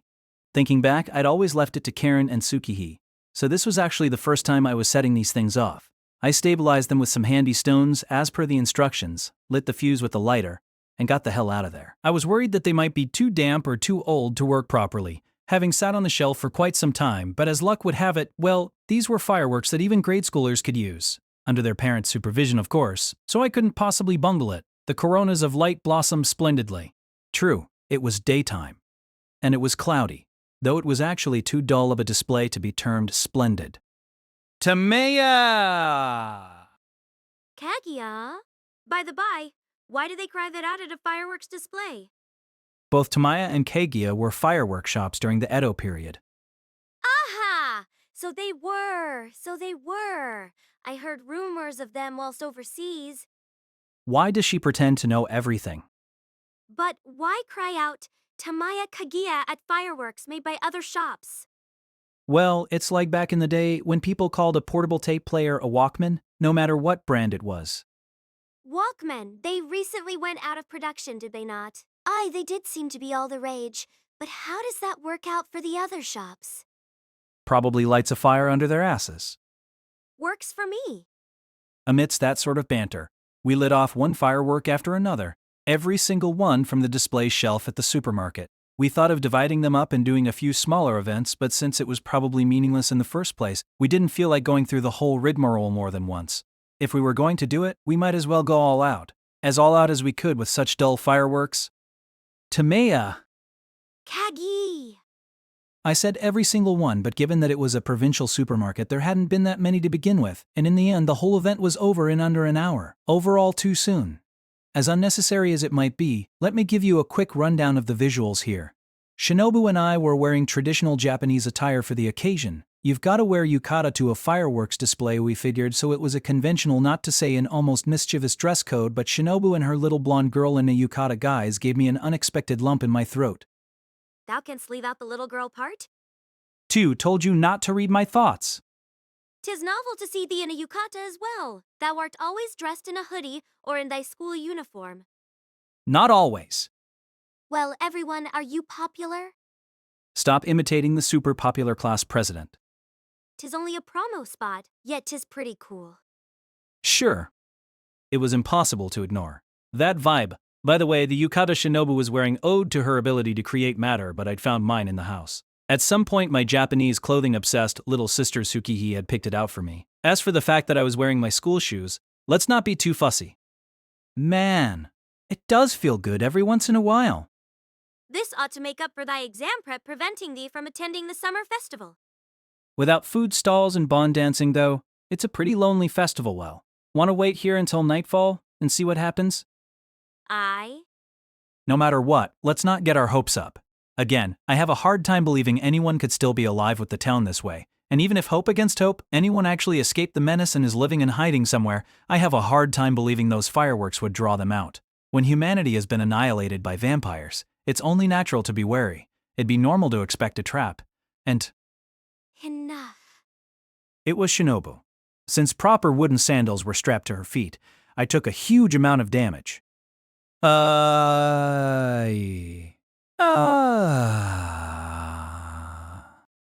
Canst not be so painful as to warrant such a shriek. 'Tis no good to expect too much, but a surfeit of pessimism will accomplish naught. If thou hast the time to lament the futility of it, instead think upon how best to communicate with any survivors who possess the nerve to answer thy summons. It may not be only middle school girls with whom thou must deal. You're right. What wilt thou do if some rough-and-tumble codger in a sleeveless shirt appears? TEEL run away as fast as I can. At least thou art honest.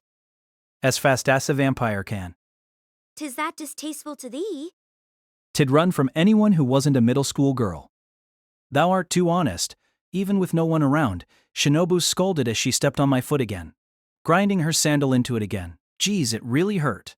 But after that, what can I say? We didn't run away. We managed to get by without running away. We passed the time sitting on a bench in unpronounceable park. Shinobu cradled in my lap, chatting idly and dozing off occasionally beneath a sky even now pregnant with rain. We got by without running away, not because no one came. Someone did come. And it wasn't some rough-and-tumble codger in a sleeveless shirt. Though neither was it a middle school girl. It was the same feeling as the other night, of being surrounded by the time I realized it. To be more precise, I didn't until we were surrounded, and it was almost too late. Without a hint of their presence, without a sound, without a chance of escape too, Of course, Shinobu and I were suddenly surrounded by vast numbers of zombies as we sat on a bench in that ambiguously named park. Human corpses, their flesh sloughing off their bones like mud. Vampires reduced to shadows of their former selves, their flesh sloughing off their bones like mud. Already dead, and for that reason no longer able to die.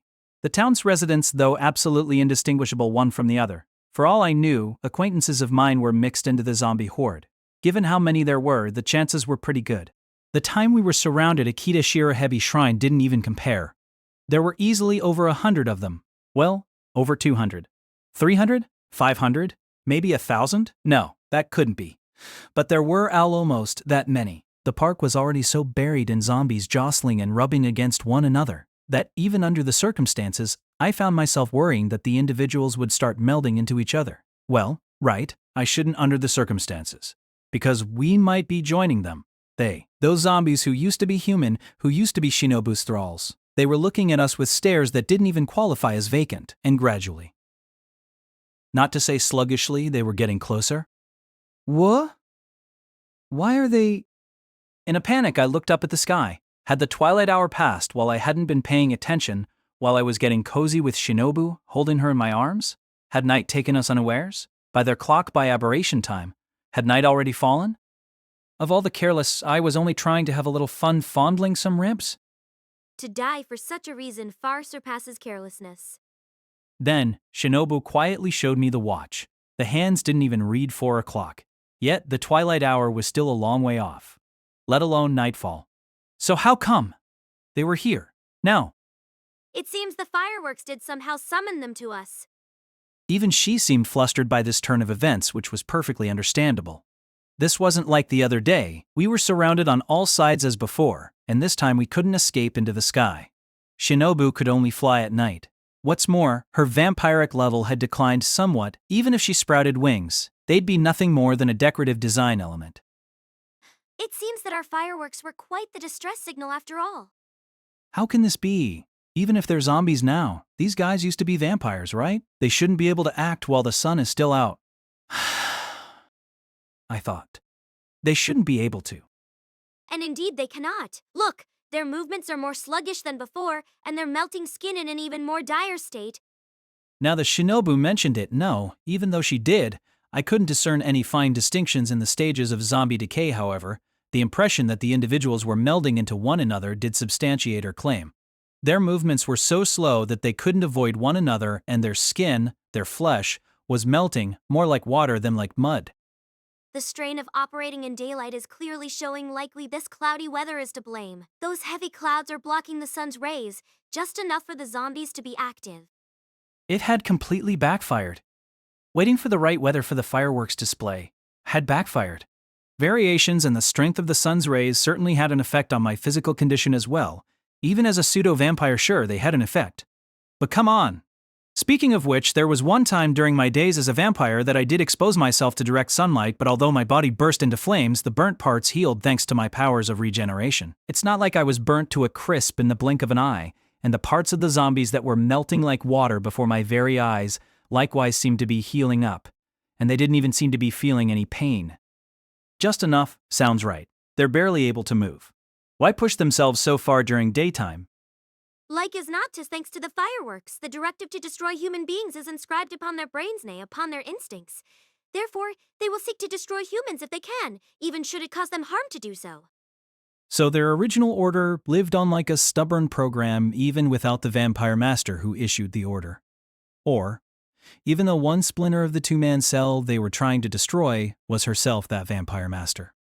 So, let me get this straight. Our existence was revealed because I sent up a few fireworks, and hearing them, do they actually hear? These zombies were kind enough to assemble even though it's daytime, when it harms them to do so. Is that about right? Wow. Well, this wasn't the time to be wowed. What were we gonna do? Our here goes nothing distress signal had worked like a charm. This went well past you reap what you sow and on to plain old self-destruction. Felt like one backfire after another. Koyomi Araragia is best. What will we do, my lord? Whatever we do, first things first, we have to get out of here. I tried to fall back in the face of the threat advancing on us from the front, but there was a bench behind me, and behind it the same threat was advancing on us from the rear. We were stymied, completely hemmed in, at an intersection where all the lights were red. If you drink enough of my blood to max yourself out real quickly, could you fly? Were I alone? 'Twould be impossible to soar holding another? Then, In other words, no. I do not have the option of fleeing alone, Shinobu refused firmly. Her words left no room for discussion. The sentiment made me happy, but there was no time to get emotional, because however slow their movements, the zombies were closing the distance little by little by very little, solemnly, inexorably. It wasn't even a state of equilibrium. It was a countdown to execution. Well, then I guess we have no choice but to fight. TT seems so indeed. We cannot meekly allow them to drink our blood, and yet will be no mean feat. As their powers are suppressed during the day, so are ours. And worst of all, added Shinobu, scowling at the surrounding zombies, though she knew it made no difference. They are my thralls. Though they have transformed from vampires into zombies, they have not lost that original fundamental power, and we cannot hope for victory against numbers such as these. We must attempt to slip through the cracks. There are no cracks. Indeed. Well, I can't quite fly, but I can at least jump, so I'll pick you up and run away across their heads. Surfing, using the zombies as the wave, and running until the wave broke on the far shore of the horde. I felt no small amount of guilt at the thought of kicking a bunch of zombies whom I probably used to know, and who became zombies because of us, and it was unclear whether the whole thing was realistically possible in the first place. We might get pulled down at some point before we broke free, no matter how sluggish they were. But there was no other way out of this crisis. Okay, since that's the plan, no time like the present. We go on 3. Understood. 1, 2, 3. With that, Shinobu leapt up onto my hip, and I put my arm around her back and took off running. All in the same instant, but our split-second timing and kamikaze-like determination all got completely derailed. Because the second my foot touched the ground, it started to rain. A drop landed on my head, causing thoughts to start racing through my head, exacerbating my sense of urgency. If the cloudy weather turned into rain, the sun might be blocked even more fully, allowing the zombies to power up even further, and I might slip trying to run across their heads. However, what was falling from the sky wasn't rain at all. What was falling from the sky was rice? Rice. It was white rice. Not rain, but a vast quantity of white rice was falling out of the sky, and simultaneously, the zombies screamed. Screamed a scream that wasn't a scream consumed only by their appointed task. The zombies, this horde of aberrations who were apparently innocent of will, suffering, or pain, who had emerged regardless of the fact that it was still daytime, screamed, like vampires exposed to direct sunlight. And in the space of a heartbeat, the siege line that encircled us, the impregnable wall that seemed impassable by so much as a single ant, crumbled in the space of a heartbeat, the zombies dissipating in 2s and 3s. We never so much as lifted a finger. They disappeared as if dawn had come. I have no idea where they went, whether they hid or simply vanished, but in any event, the horde of zombies, nearly 1,000 strong, was gone. Every last one of them. No, not every last one. The last one remained. But wasn't a zombie. She, the girl who remained, clutching an empty rice sack, the end ripped open under either arm, was not a zombie, nor was she a vampire.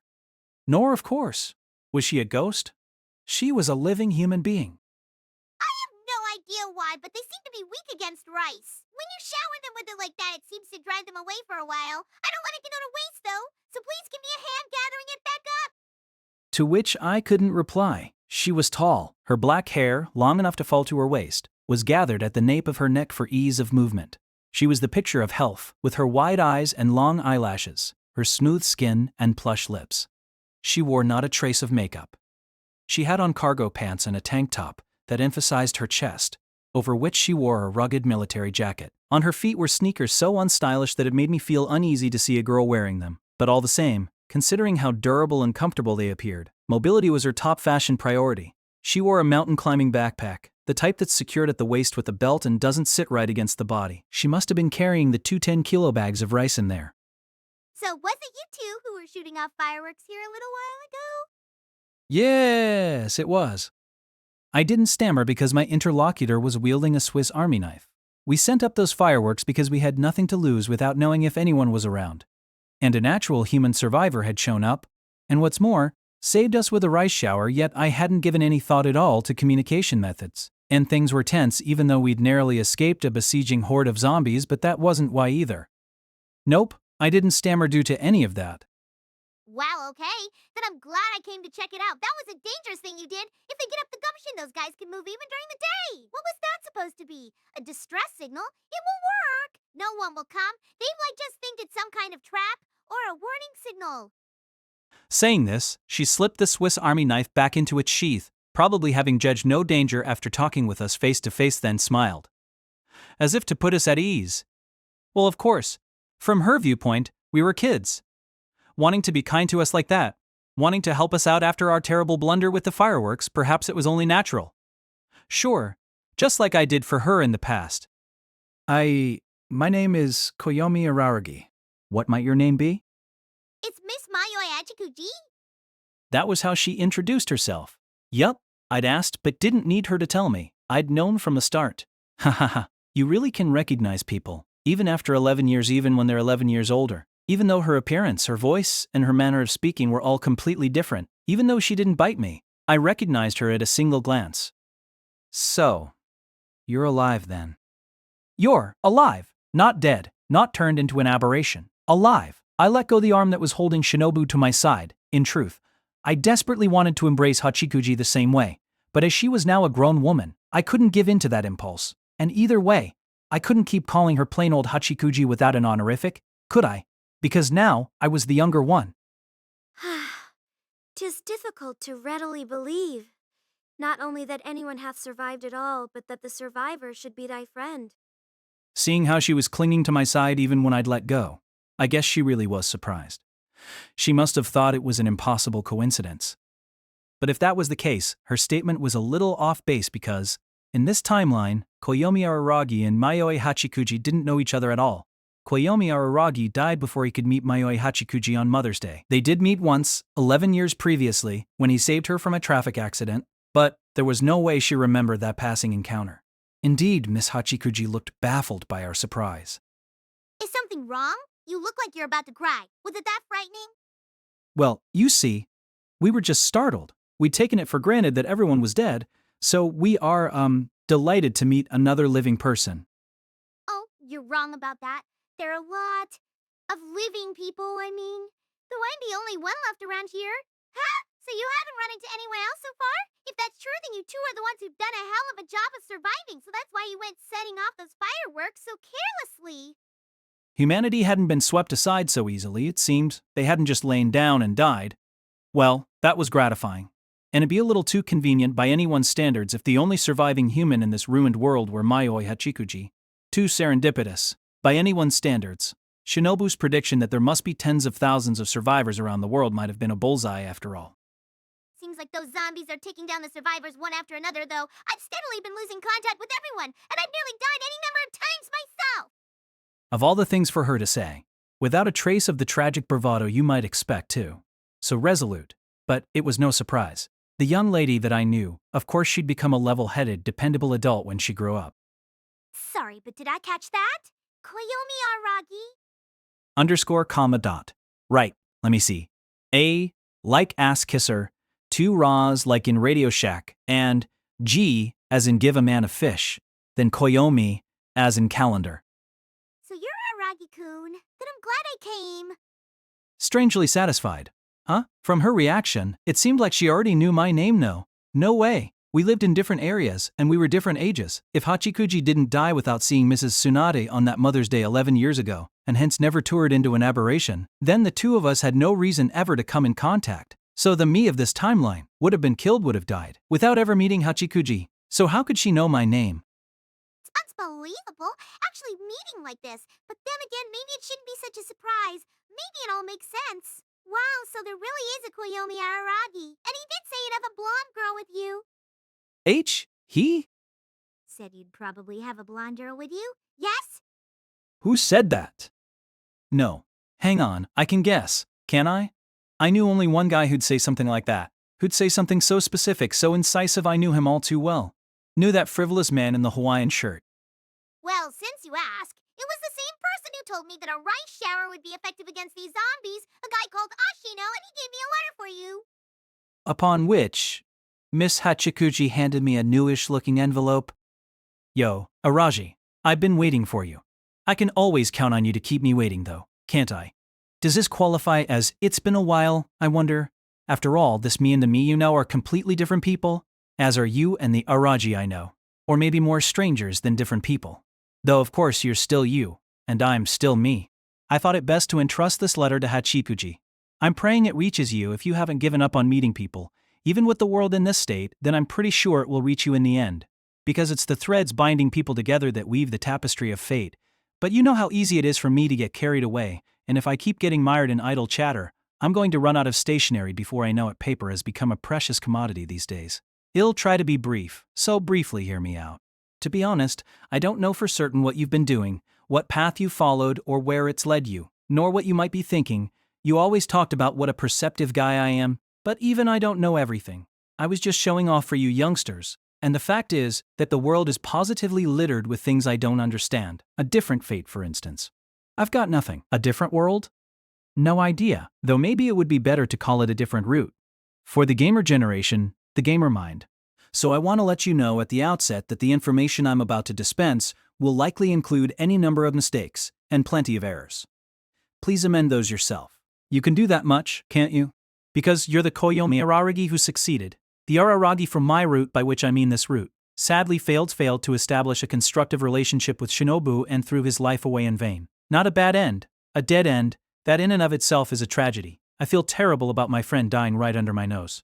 Which is not to say that the Araragi of this route held back at all. Don't be disappointed in him. He gave it everything he had. He risked everything time and time again. Of course, I'm writing based on the premise that there is a you in our Araragi.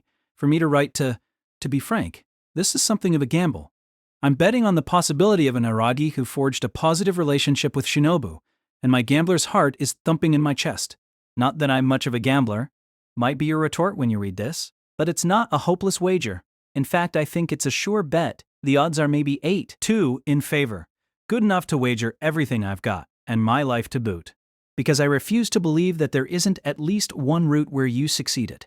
I want you to take a look at Hachikuji, who I assume is standing before you now. It seems that a mysterious high school student saved her life when she was a little girl. She says that on a certain Mother's Day, while en route to visit the home of her mother, from whom Hachikuji had been separated for life by family circumstances, though maybe that's an exaggeration, she was crossing against the light and was shoved out of the way to safety, just as she was about to be hit by a truck.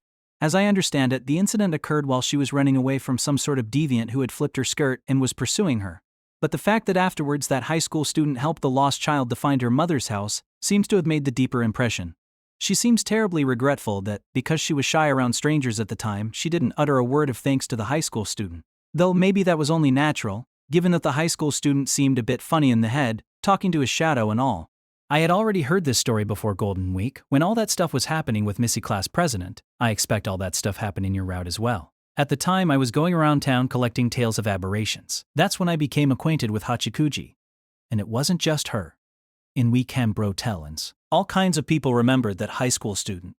Hachikuji said that he was alone when they met, but according to most accounts, he seemed to have formed a two-man cell with a blonde girl, sometimes a little girl, sometimes a middle school girl who seemed like she'd returned from living abroad. Really, all kinds of people remembered that mysterious high school student.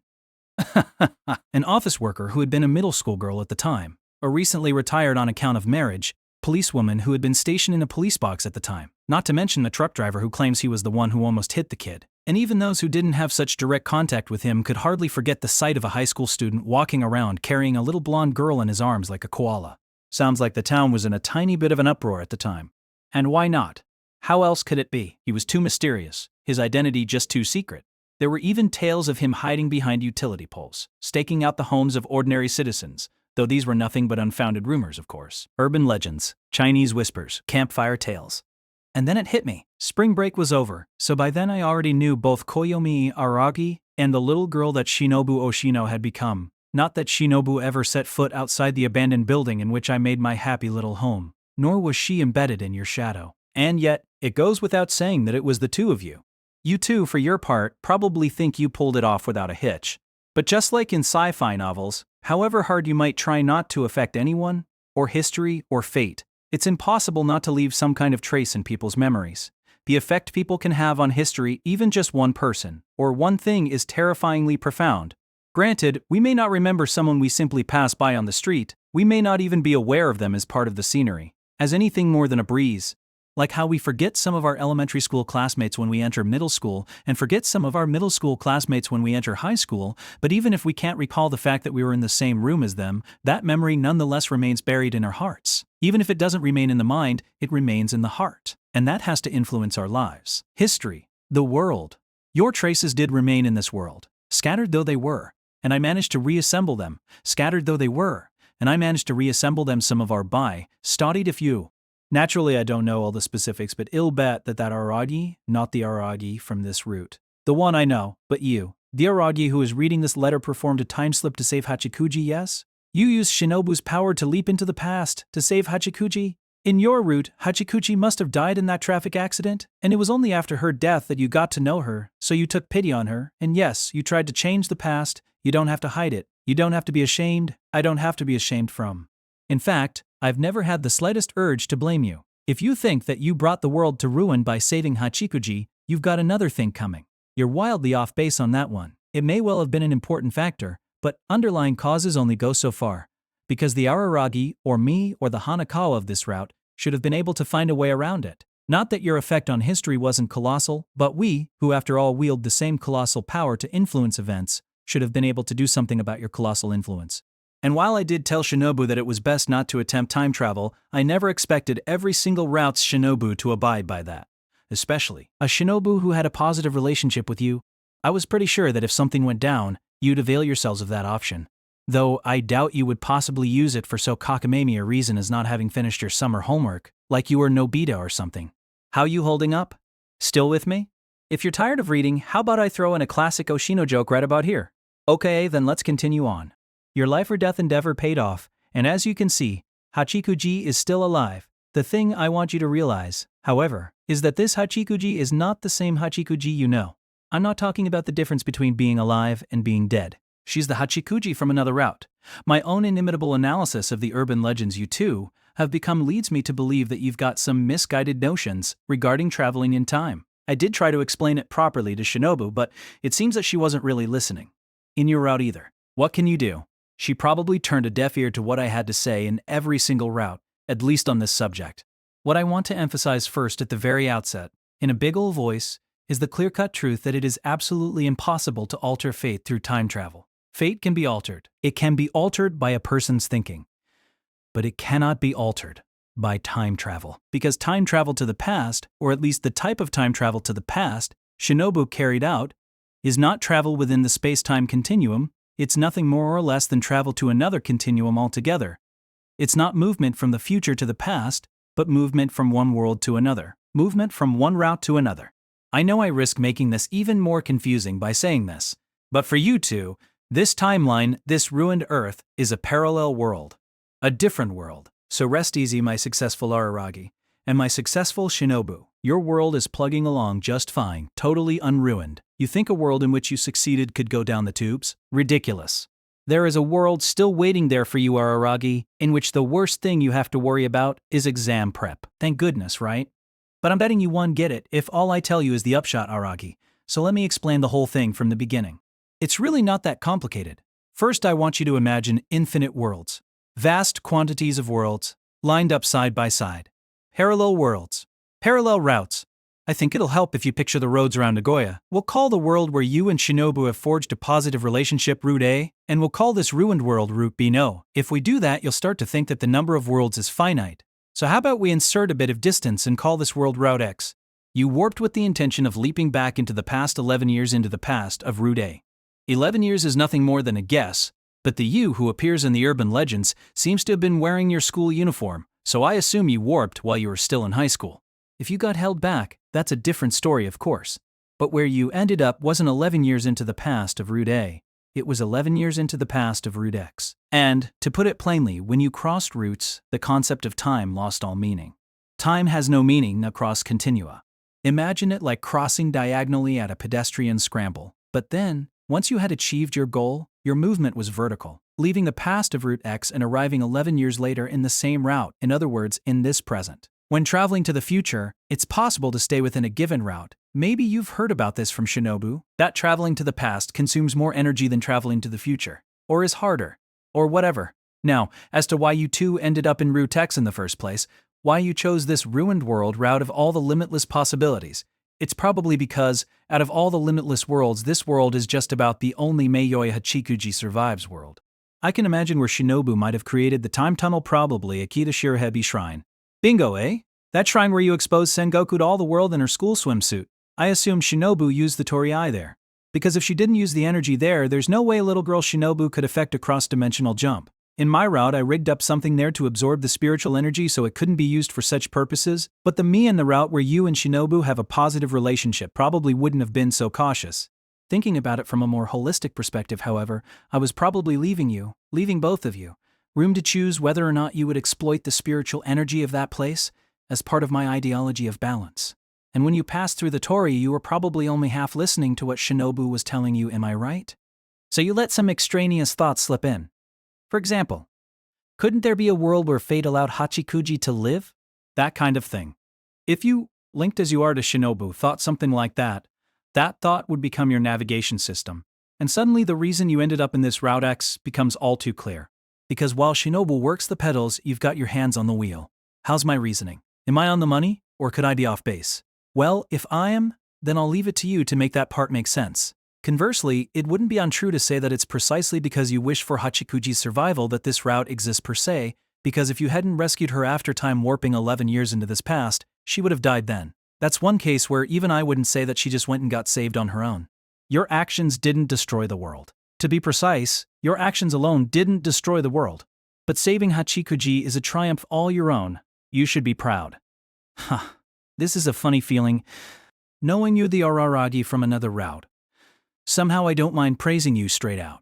And not just because you're the Aragi who succeeded. Which is why, Aragi, if you're reading this letter crap, when I say it like that, I'm probably already dead, but things being what they are, who knows, I might still be alive, though that doesn't matter. Shinobu's notion that travel to the past and travel to the future are the same, or similar, means that you guys mistakenly ended up here in this Route X. And if I'm not mistaken, it also means that you guys will read this letter.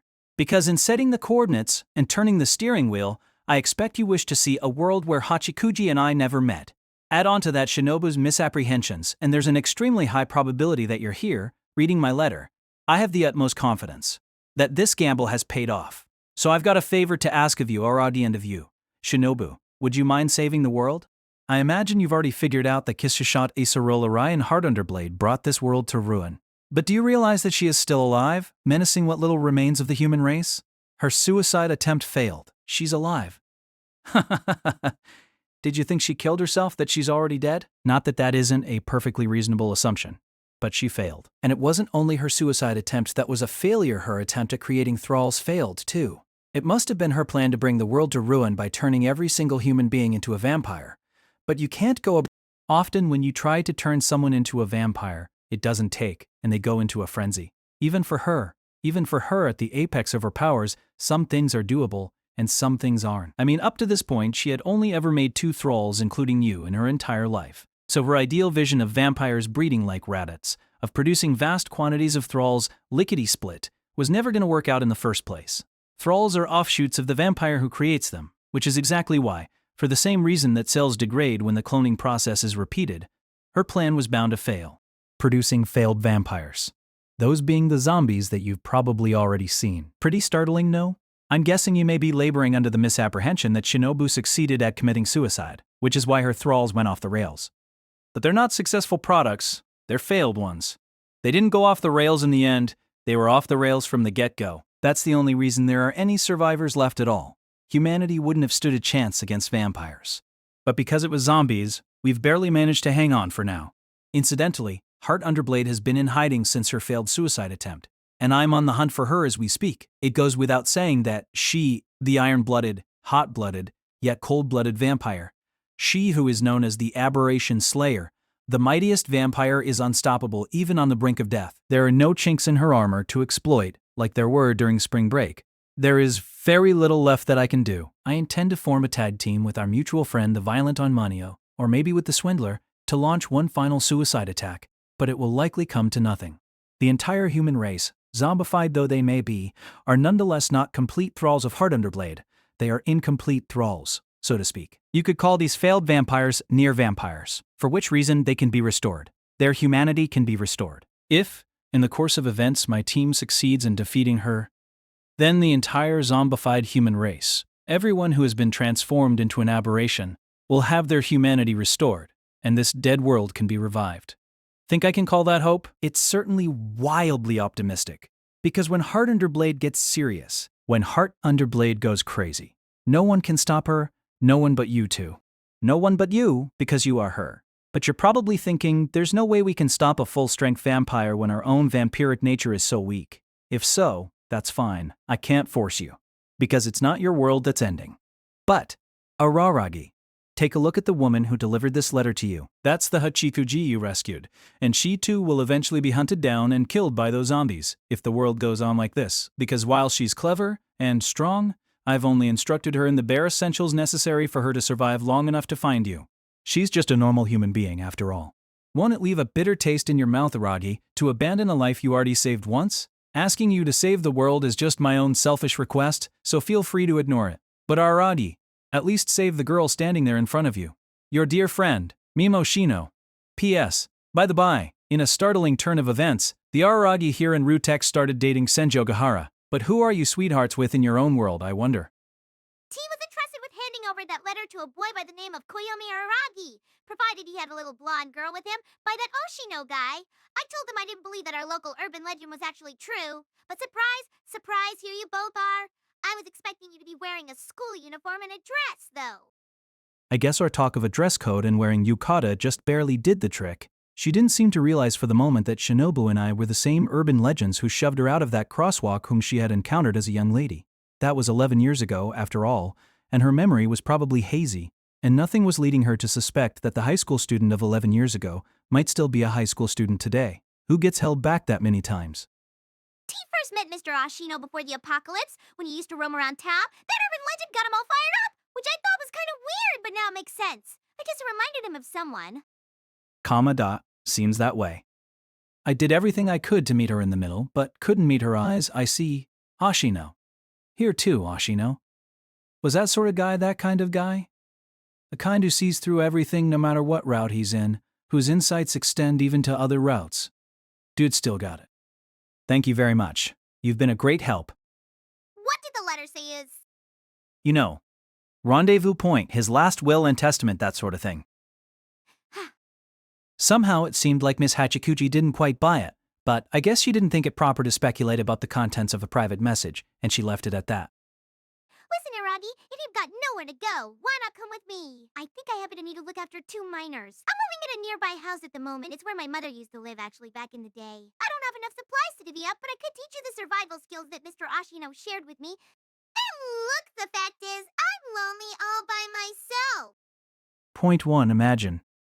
She really has turned out great, I thought. It was strange, thinking about her like that, when this Mayoi Hachikuji was older than me, but well, for her to end up like this. It wasn't my world, but if this kind of world was possible, it made me glad. Even Oshino said it was me who'd done the saving, but in the end, it felt like I was the one who'd been saved. You're very kind, Miss Hachikuji. No, not really. It's just, when I was a kid, a stranger was kind to me, so I try to be as kind as possible to strangers too, that's all. Oh, I see. So what do you think? I can scrounge up some tea for you at the very least. No thank you anyway, it's a nice offer, but we have somewhere to be. Oh, I'm not upset, you silly Willy.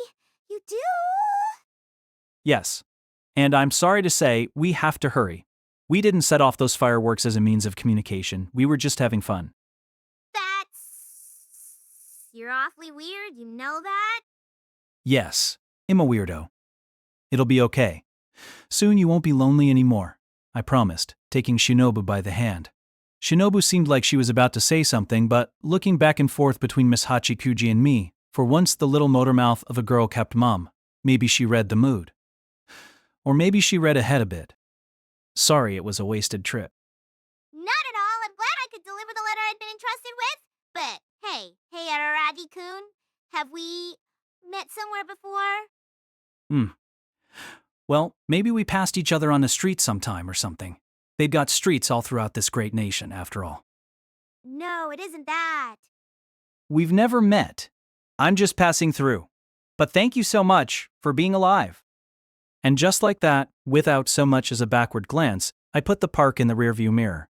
Just like always, my mind was full of frivolous questions like, now that she's grown up, has she learned how to read the name of that park? Did that truly sat thee, my lord? Was there not more thou wouldst have liked to discuss with her? Nope. Because in this world she doesn't know me. It was only thanks to Oshino's good offices that we ran into each other. I mean, this route's me and this route's Hachikuji never even met. Rude, eh? I see. 'Twas that sort of logic. So that's how we bested the difficulty of time travel into the past put down in writing. 'Tis easier to understand. 'Twould be even easier were it put into the form of a diagram. When it's turned into an analogy about intersections, you can't but get it. Well, it's on Oshino for not having helped you understand something so important. We'd ended up taking one hell of a detour thanks to him, or rather it had been futile from the start.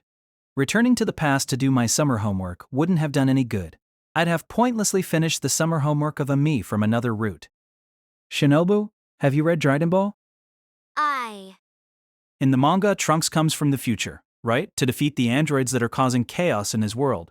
But that's a parallel world, so no matter how successful he is at defeating the androids in the past, the future won't change. And Trunks says something like, I do it because I want there to be a world where the androids have been defeated, which never really made sense to me when I was a kid. But now I get it, how Trunks felt. Dost thou fancy thyself to be like Trunks? Thy self-opinion is wildly overinflated. So what wilt thou do? What will I do? Though the Aloha Brat's letter has changed thy perspective somewhat, nothing else has. The energy at Kita Shirahabi Shrine is exhausted. So 'tis true as ever that we cannot return to the past, nor to Route A. We have no choice but to live on in this timeline in this world. That being the case, would it not have been better to obediently learn the means of survival from the lass instead of performing a cool exit? We might also have been able to garner information regarding other survivors. She may even know aught of Miss Sundere or the former class president, or of thy sisters and the rest. That hadn't occurred to me, but there was a good possibility. Wouldn't that be great? But it's no good, Shinobu. No good. Wherefore? We have somewhere we have to be, remember? Miss Hachikuji said, if you've got nowhere to go, so it's no good. Somewhere to be? Eh? Thou meanest to go forth to save the world? No, to save the girl. That was always the plan. So we had to. That's what I always did, this time too. That was all there was to it. Nothing special about it at all. T never thought I'd have to fight you again. N-A-N-A-N-A nor that I would have survived. So a suicidal vampire changes classes into a failed suicide vampire, eh? We shall simply have to finish the job for her. The you from another route, neither type A nor type B, but route X. Think we'll get along?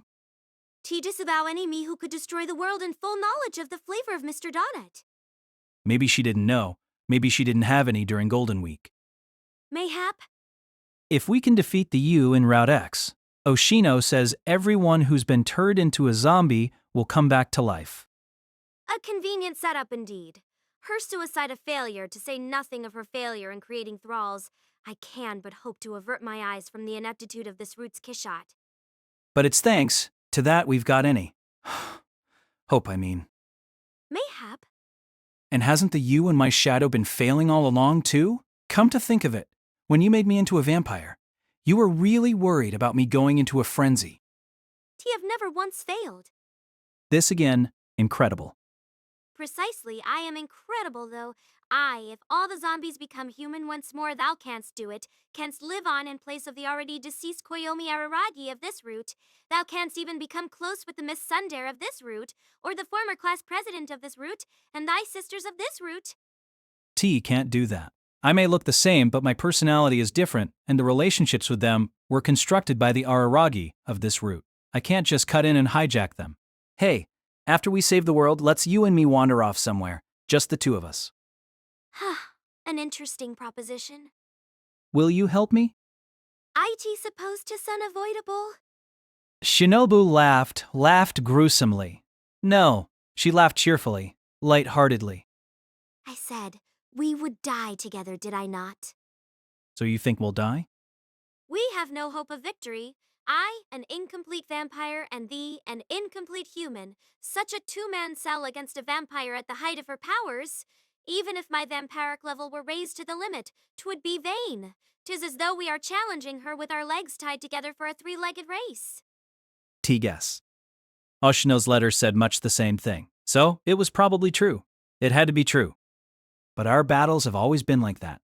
You gonna lose your nerve in the face of certain defeat?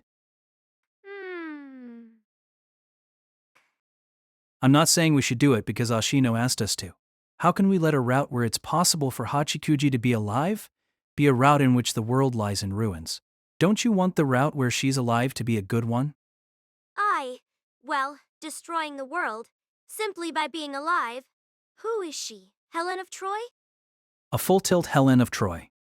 'Tis most difficult for a single human to try and change the world, but perhaps 'tis not impossible to tilt it a bit. Don't know about playing tilt-a-world, but just about anybody can tilt a narrative. A dandy tale, eh? We're the dandies here. 'Tis a bit affected. T don't deny it. Cack. Well, my lord, if thou must affect something, what wilt thou affect? Good question. For the moment, I think I'll try and tilt the world. After all, out of affection for the girl standing before me. That way the life of a girl against the entire world and choose the girl thing, eh? How current! Nah. It's already played out. We're going to save the world, and we're going to save the girl. Heroes these days are all about being that greedy. Indeed. Now you're talking Shinobu approved, taking my hand in hers. Our fingers entwined, as though we were setting forth into a new world. If we are to die together so much more whilst we live. Tea like that. Now it was my turn to laugh lightheartedly. Now I saw. We really had forged a positive relationship, so far so good, and I was pretty sure it'd be good from here on out too. All right then, time to fashion the here on out. Time to fashion the future. Jiangshi. Day drew to a close, and that night, having ascended the mountain path we had traversed more times than I could count in the past few days, we found ourselves within the precincts of Kita Shiraheibi Shrine. We raised one another's vampiric levels almost to the max and also produced 4 duplicates of the enchanted sword Kokoro-Atari, so that we were armed to the teeth, carrying 2 blades apiece. Shinobu hadn't changed her body into a battle-ready form, choosing instead to remain a little girl. She stood at the ready, those massive enchanted swords, so incongruous with her physique, resting across her shoulders. The zombie hordes didn't come for us, probably because our vampiric level was elevated nearly as far as it would go, meaning our humanity was lowered nearly as far as it would go. If we'd been in town, they might have sensed us, but because we were at that unpopular shrine, and likely also because of the efficacy of that talisman affixed to the main hall, the grounds were peaceful. Most effective of all, however, may have been the rice brought up the mountain from the market in town, sprinkled all around us just in case. For extra insurance, we could also bite the bullet and return Shinobu to full vampire status, if absolutely necessary, in which case Shinobu would regain her full power, or rather, in which case Kishot Isorolaron, Heart Underblade, would be restored in place of Shinobu Oshino. If we did that, we might be able to look forward to a fair fight, or maybe more than fair, given the additional presence of her true thrall, i.e. me. But though I suspect that plan occurred to her just as it did to me, neither of us spoke it aloud. It wasn't a matter of trust. It wasn't out of Shinobu's anxiety that she might tum on me if she regained her power. That anxiety was long gone. Having read Oshino's letter, we'd gotten past that. For that very reason, however, we didn't want to alter our relationship as it stood now. Our strange relationship where each of us was the other's master and slave. In a certain sense, I prized that bond above life itself. That was why. Maybe it was a ridiculous thing to be hung up on, but it was ridiculously important to us. We had no intention of putting it before the fate of the entire world. Of course, in that case, we'd just have to save the world. 'Tis a continental aberration. They differ from vampires and the like, who have been deprived of death from the start. They would best be termed living corpses. Jiangshi, yeah. I think they were pretty popular back in the day. Oninoki and I were talking about all that. Anyway, if they're weak against rice, then that's probably what they are. They would never be able to attend a wedding. Since you mention it, vampires can't handle crosses either. I think I also remember hearing something about the girls being cute. 'Tis only Tenten, is it not? Why do you even know about Tenten? But the strongest impression I have of them is not as the resurrected dead, But as the slaves of magical practitioners, seeing how they'd been restrained by the talisman made me think that maybe they were sort of like Oninoki, like a Shikigami. And I had the impression that Tenten herself was a Yubendashi, who controlled such Jiangshi. Shinobu spoke as if they were distinct from zombies, and I pictured Jiangshi as stiff, not limp like zombies. As though rigor mortis had set in. Anyway, in most cases, the resurrection of the dead carries a price. A price, huh? Having for the moment laid aside my dual enchanted swords, I was performing some careful stretches. This may have been unnecessary for a vampire body, which is to say, it was definitely unnecessary, but it was more about mood. Not that I was bringing back the dead, but if the price for saving Hachikuji was the ruination of the entire world, well, that sounds about right. 'Tis not a fair trade, though, in the end. Yeah. I refuse to accept the idea that the world ended just because Hachikuji is alive, even if fate decreed it. That made it seem like she's dispensable, like the world doesn't need her bullshit, whether dead or alive, child or adult. The world isn't the same without her. I am ready. The time is ripe. Now is the moment. Shall we call forth our accursed foe? You do the honors. Without any particular cue. Abandoning any thought of turning back. Abandoning Alel's Shinobu drew a great breath and cried to the heavens like a bullhorn. The volume was deafening, but I didn't block my ears, because the moment that cry was loosed, the battle had already begun. It was a sort of signal like the fireworks in the park, or rather a sign saying, "Here we are," like bats using ultrasonic waves to determine one another's location. It was a message demarcating the boundaries of a vampire's turf. If, as Oshino said, the other Shinobu was still alive in this world, there was no way she could ignore a signal pattern identical to her own. She would come. It might also draw out the zombie hordes, but they were slow, so she, a genuine vampire, would arrive first. Now we can neither run nor hide. T have no intention of running or hiding. Then what dost thou intend to do? A little something I like to call not having a plan. 'Tis just like thee. Well, she was probably right. But it wasn't death before dishonor or anything. I wasn't set on throwing my life away in a suicide attack. I intended to win. Even at the height of your powers, these enchanted swords will deal you damage, right? So I trust. Yet at the height of my powers, I am given to ignore all common sense. The unforeseen possibilities are legion. In the face of the Kokoro Watari I wield at the height of my powers, even this series of enchanted swords amounts to naught but toys. In that case, we've got no choice but to find the chink in her armor. The strong are also careless. I proffered a strategy that wasn't much of a strategy at all. Her armor has such a chink. Even I would be on my strictest guard after hearing a boundary marker identical to mine own. A you who isn't careless is going to be unstoppable. In which case, what do? We're invulnerable like her, and yet, it was also true that invulnerable meant something quite different for us, and for a fully powered Shinobu. If we have any chance of victory, it lies in the fact that the me of this world seems to have crossed the line into madness. That's actually helpful? Aye. Though of course it may also be our downfall, but an insane me will likely be plumbing the depths of despair. Her failed suicide attempt doth not change the fact that even now she remains a potential suicide. A potential suicide plumbing the pits of pathos and paranoia? Somehow, that sounded even more frightening. At any rate, I wonder what happened to Oshino after he formed a scrum with Kadenui or Kaki for their final suicide attack. After he entrusted that letter to Miss Hachikuji, what if he was victorious in his final battle? We'd look like total idiots. With those zombies still about, 'tis unlikely he was victorious outright. Oh yeah. Methinks a little rice shower will not serve against 6.5 billion zombies. As his letter said, a final suicide attack would likely fail. We can but pray that he hath not yet found the me of this world. And if he has, then he's become a zombie? There is also the possibility that he has simply been slain. She can't stand that possibility. Even Keiki's death would weigh heavy on my conscience. Though even death probably couldn't make an honest man out of that swindler. While it may seem like we were strategizing right up to the end, what we were engaging in right up to the end was in fact small talk. That too was just like me. Like us.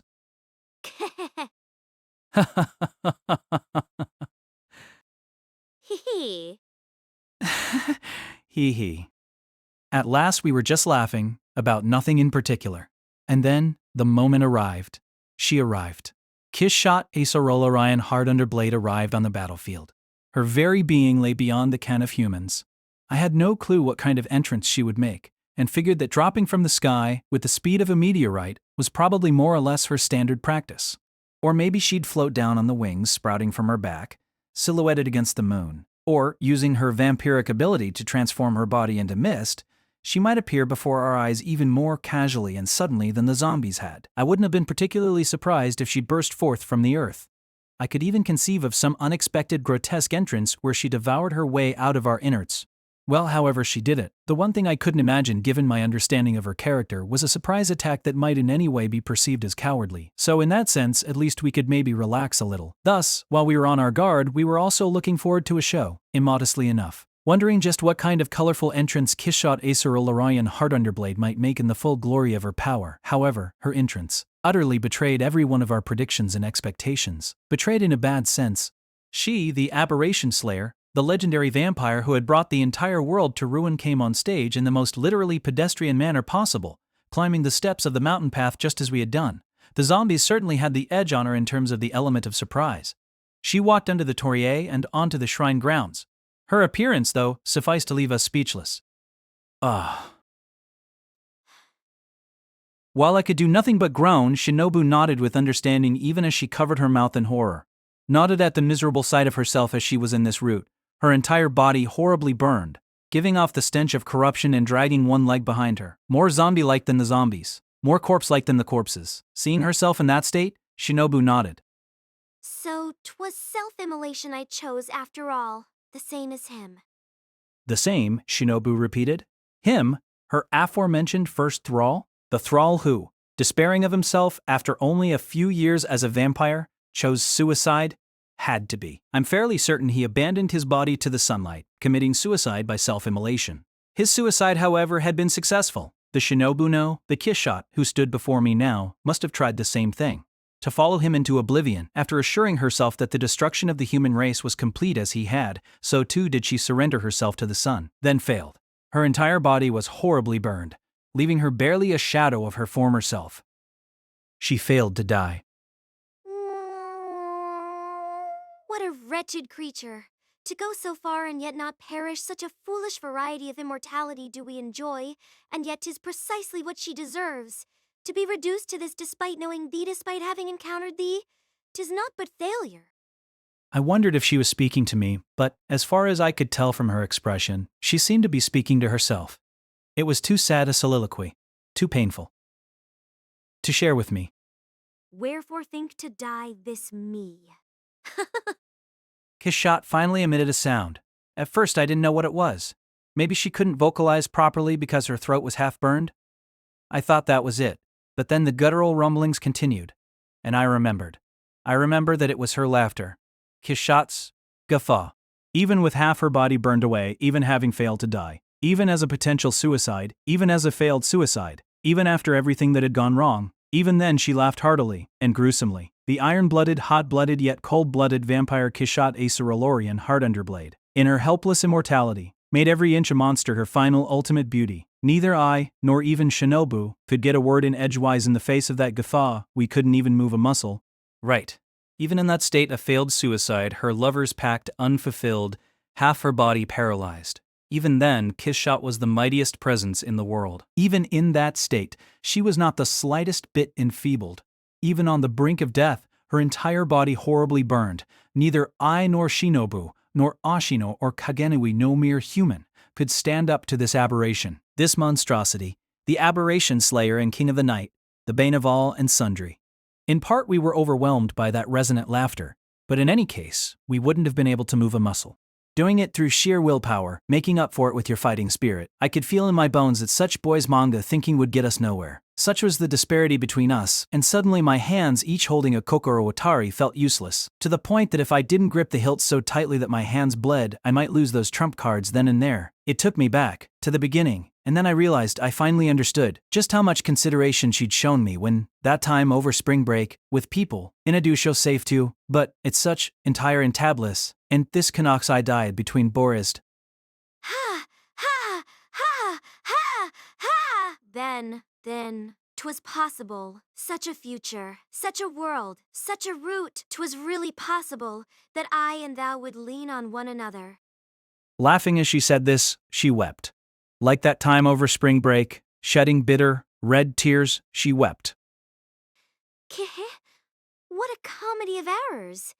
'Tis possible, and yet I spoiled everything with my worthless jealousies. Thou wert lost to me when I absconded from the cram school, and I felt like a bird with but one wing, half my body plucked away. But as being confronted with the possibility, then that disagreeable Aloha brat was right all along, as though he can see through everything. How ludicrous! Were it not so, the two of thee. Turning upon us a gaze flooded with red tears, her eyeballs melting into cloudy murk, she addressed us directly for the first time. She, who could kill us without so much as lifting a pinky instead of killing us, with her face still drawn into a rictus, asked us that question. Twhere? It was Shinobu who answered. She'd asked the question, and it was she who answered. Thou art quite the clown. A most amusing tale indeed. Look at thyself unable to die, even now. Even immortality hath its limits. This is what they mean by not knowing when to give up the ghost. This failed death. I say unto thee, the difference between us is not so great as ye might think. 'Tis a matter of only the slightest difference in the relationships we weave with those around us. And the conditions were not so different. For myself, the difference was not insurmountable. With just a touch of compromise on our part, if thou hadst opened thy heart just a little more to this man, trusted him, put thyself in his hands, ye might have been the same as I. History would have corrected for it. To put it plainly, I cannot for the life of me understand why thou didst fail. Ha! Tickles me to hear, for I cannot for the life of me understand thy success. I want the strategy guide. So saying, Kishot sat down on the spot, or rather than sit down, she more or less collapsed there on the grounds of Kitashurahebi Shrine, exhibiting no inkling of weakness. But her crimson tears had ceased. Myself from another world, and my servant from another world. I shall return thee cursed to thine own world. Huh? For a moment I couldn't comprehend what she'd said. Neither of us could. And wait, how did Kishot know right off the bat that we were travelers from another route? Shinobu and I were obviously familiar figures to her, but there was no way she could have perceived the truth in the blink of an eye. I'm sorry to say it, but I don't think she was endowed with such powers of deduction. So how, in the same instant my question began to form, I guessed the answer. Me, Moshino. 11 years ago, in the course of collecting tales of aberrations, Oshino had happened upon the urban legend about me, and Shinobu, in other words, sometime around April or May, he'd become aware of the possibility that we were from another route, and if he made some inferences from that, and hinted at them to her, while they were cohabitating in the ruins of the abandoned cram school, about the whole route concept. If at that point, he'd told her about the existence of parallel worlds, though of course, even if he did, it probably went in one ear and out the other, because if she'd been attentive, the world wouldn't have fallen into this state. But actually seeing us together like this, when Kishot saw Shinobu Oshino and Koyomi Araragi working together, it must have dawned on her. And, in a flash, she must have put it all together. Because this sight of herself in someone else's company was what she'd sought for centuries. Return us to our own world. What dost thou mean? With no attempt to hide her suspicion, Shinobu glared back at herself. In a sense, it was an appallingly tone-deaf response. She wasn't even trying to understand what was in the other party's heart, though her interlocutor was herself. In this other world, she was someone else, a stranger. You're not supposed to meet yourself either in the world of the past or the world of the future, which is why I'd been careful not to meet myself 11 years ago. But now, what did they see? What were they thinking? How incompatible? What dost thou mean to stay in this world that I have ruined? If 'tis possible, dost thou not wish to return to thine own world? Yet there is not sufficient energy for such. TFA there were, wouldst thou wish to go? If I consume, for instance, all my would-be thralls, my misbegotten thralls who now run rampant in this town, the resultant energy may be sufficient. Thou speakest nonsense. 'Tis exactly why thou didst fail. Those zombies were once the residents of this town. Humans. Convert them not into energy. Convert not humans into energy. Never. 'Tis most unlike me. 'Tis most like this me. Then convert me.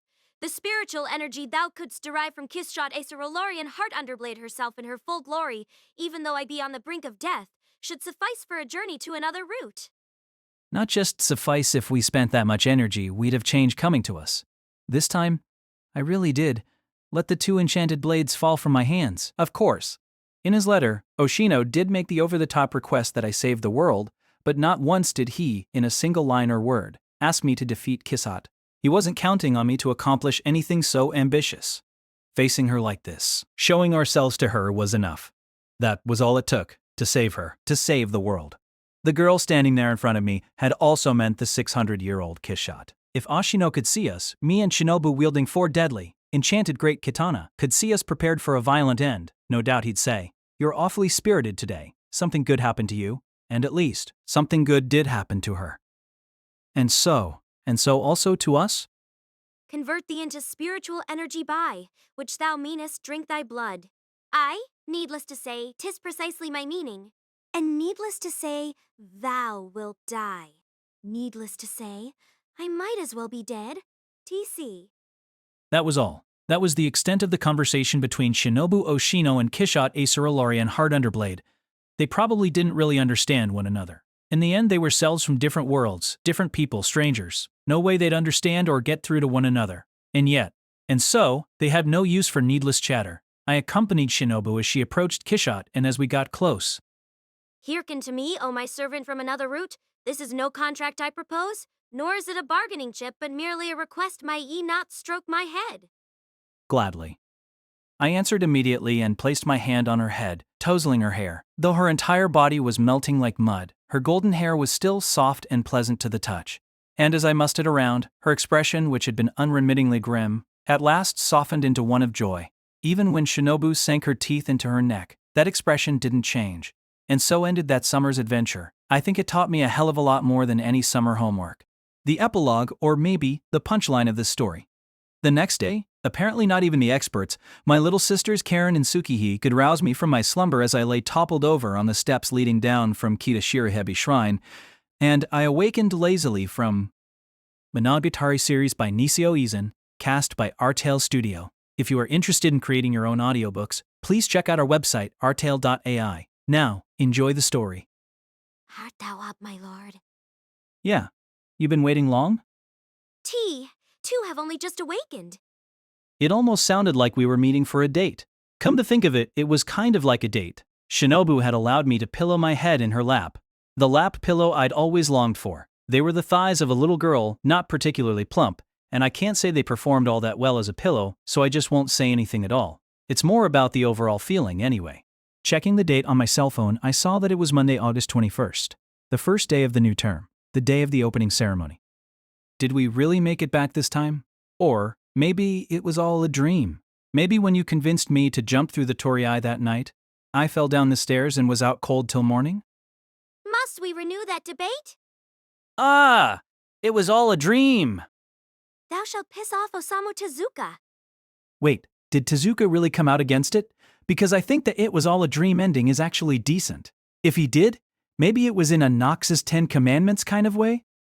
Presume not upon the master's largesse. Huh? Did we all have the same dream? Speak not such tired lines. Weird.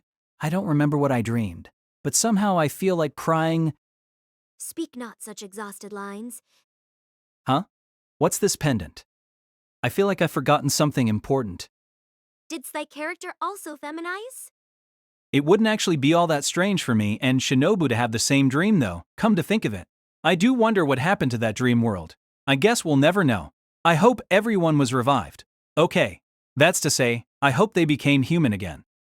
Not everyone, I should think. There must have been many who were caught up in the panic and slain before they could become aberrations. Above all, thou who didst perish before my frenzy would not return to life. Well, so be it.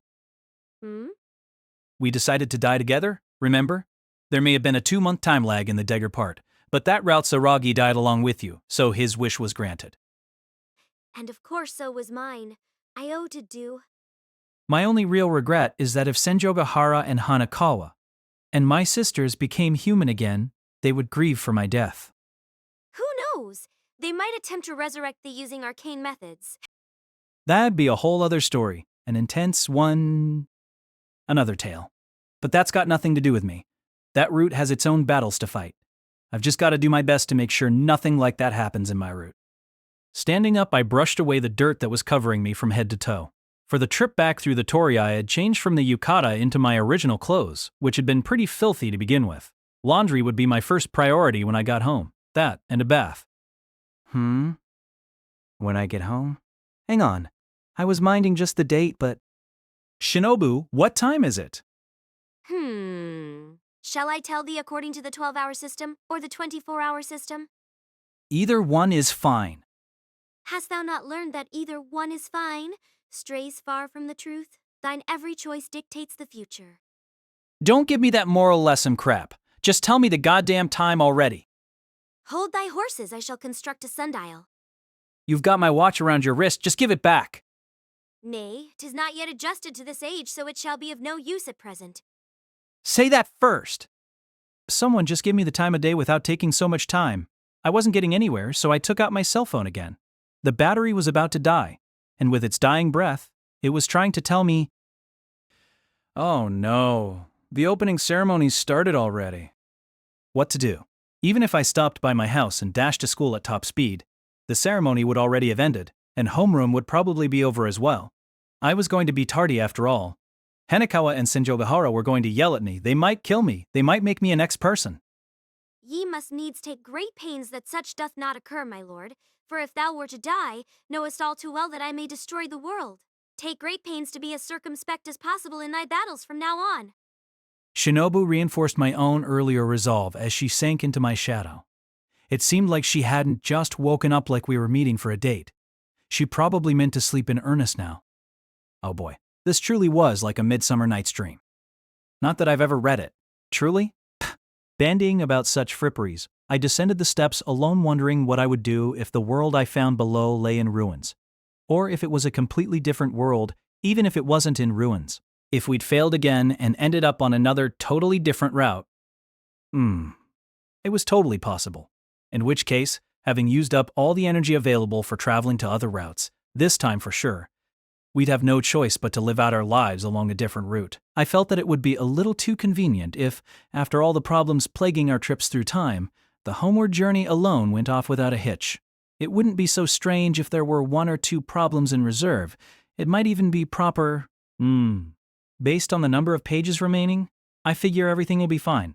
But maybe it's just an intermission. I just want to avoid a surreal twist like in that famous sci-fi movie.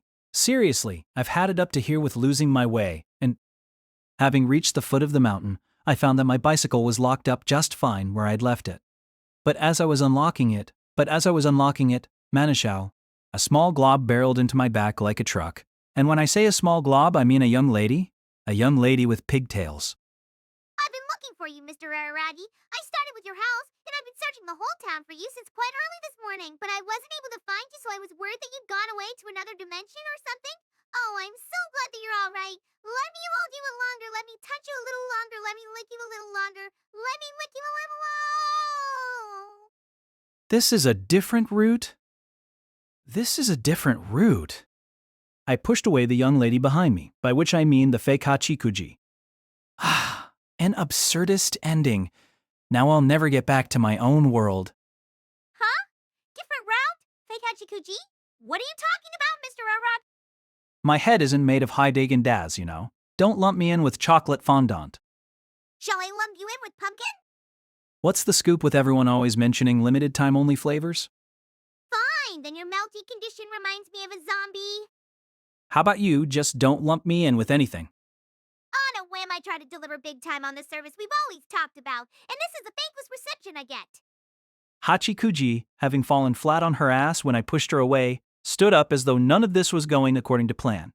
I was thinking that her movements seemed somehow quicker than usual until I realized that this Hachikuji wasn't wearing a backpack. I know it sounds like I'm playing spot the difference here, but did it mean this young lady was an imposter, after all? No, that's just it, Mr. Araragi. I left my backpack in your room yesterday, so I've been racing around all over the place since early this morning trying to get it back before you look inside it. You don't trust me an inch, do you? For crying out loud, I hadn't looked. Wait, yesterday, huh? That would jibe with being back where I started from, at least chronologically speaking. It remained to be seen if this world was the same route I've walked and known and grown up in. Thanks to Hachikuji's unthinkable entrance, I wasn't so sure. Well, When it comes to being hugged, I've learned today that if I'm the one who does the hugging at my own convenience, the contents of my skirt won't be imperiled, at least. Hachikuji seemed pretty satisfied with herself as she made this scandalous pronouncement. What a pain in the ass. It was proving unexpectedly difficult to determine her authenticity. Was this Hachikuji the real McCoy, or a fake Mayoi? Hey, Hachikuji, do you love me? Huh? Not likely. In fact, I hate you. It is a different route. A parallel world. Huh? What's parallel is the inside of your head? What's that supposed to mean? I'm talking about your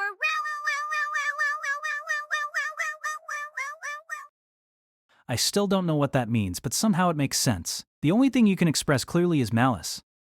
By the way, Mr. Paraliki. Don't be mispronouncing my name after the conversation we just had. You're making me seem like the imposter here. I'm sick of your half-assed slips of the tongue. My name is Araragi. My apologies, it was a slip of the tongue. No, it wasn't. You did it on purpose. I slipped you the tongue. Not on purpose? Slung. An abbreviation? For slip of the tongue? It doesn't make it sound like an honest mistake at all. You'll never be a voice actor. You don't think it'd catch on, Slung? You'd never get a call back after your first audition. And with that back and forth, I now felt confident that I was back in my own world, that this was Route A. Yup, no question. There couldn't be many routes where Hachikuji was blessed with such polished skills. This Hachikuji, she was the Mayoi Hachikuji born of months of bantering with yours truly. I could make that statement without reservation. Just as I wouldn't be who I am now if it weren't for Hachikuji wouldn't be who she was. What are you grinning about? It's creepy. Nothing. Anyway, back to your backpack. I'd been looking for you to give it back, actually. So let's head to my place together and get it. Can you ride behind me on my bike? I don't want to ride with you, Mr. Aragi. Hachikuji, just this once. Don't act like you hate me. It makes me doubt that this is the right route. You can't silence me with such a preposterous excuse. I've just returned from a pretty huge adventure, so I'd like to ride my bike if possible. Oh, huge adventure. How could you go on one without me, Mr. Aragi? I didn't. You were there. Huh? What are you talking about? I never imagined I wouldn't get invited to the party. What with me on the cover and everything? I had to lie to Miss Hanakawa just now. Oh, that reminds me. Hachikuji, before I forget. Yes? Up until now, I've been saying that this is the best you're ever going to look, but you're still doing surprisingly well past 20. What a rude thing to say! You've never wanted to come back to life. Never? Pretty soon I will have been dead longer than I was alive. I guess that's life. That's life. But if someone with psychic powers, or something, showed up and said they could revive you as a Jiangshi, what would you do? I would hate to come back as a Jiangshi. Thank you, but no thank you. Okay, what if it wasn't as a Jiangshi? Thank you, but it's still no thank you. How come? Just because. If someone told you that you could become human again, you wouldn't do it either, would you? No, I guess not. Well, we're in the same boat then. The same? So, are you happy as a ghost? I'm unhappy about turning into a ghost, but I'm happy to have met you, Mr. Araki. So overall, I'm happy. I wasn't able to see my mother while I was alive, but because I died with that regret, I got to meet you. Right. We did get to meet. In the end, Hachikuji and I didn't ride together on my bike. In compliance with regulations, we walked instead, and I pushed the bike along beside her, matching our pace. We engaged in our usual stupid banter, and every once in a while I looked over my shoulder, took a wrong turn, or got a little lost, but putting one foot solidly in front of the other, and facing ahead, we continued to walk. This route. I think everyone has that experience. One so traumatic that they would rather die than go through it again, probably more than one.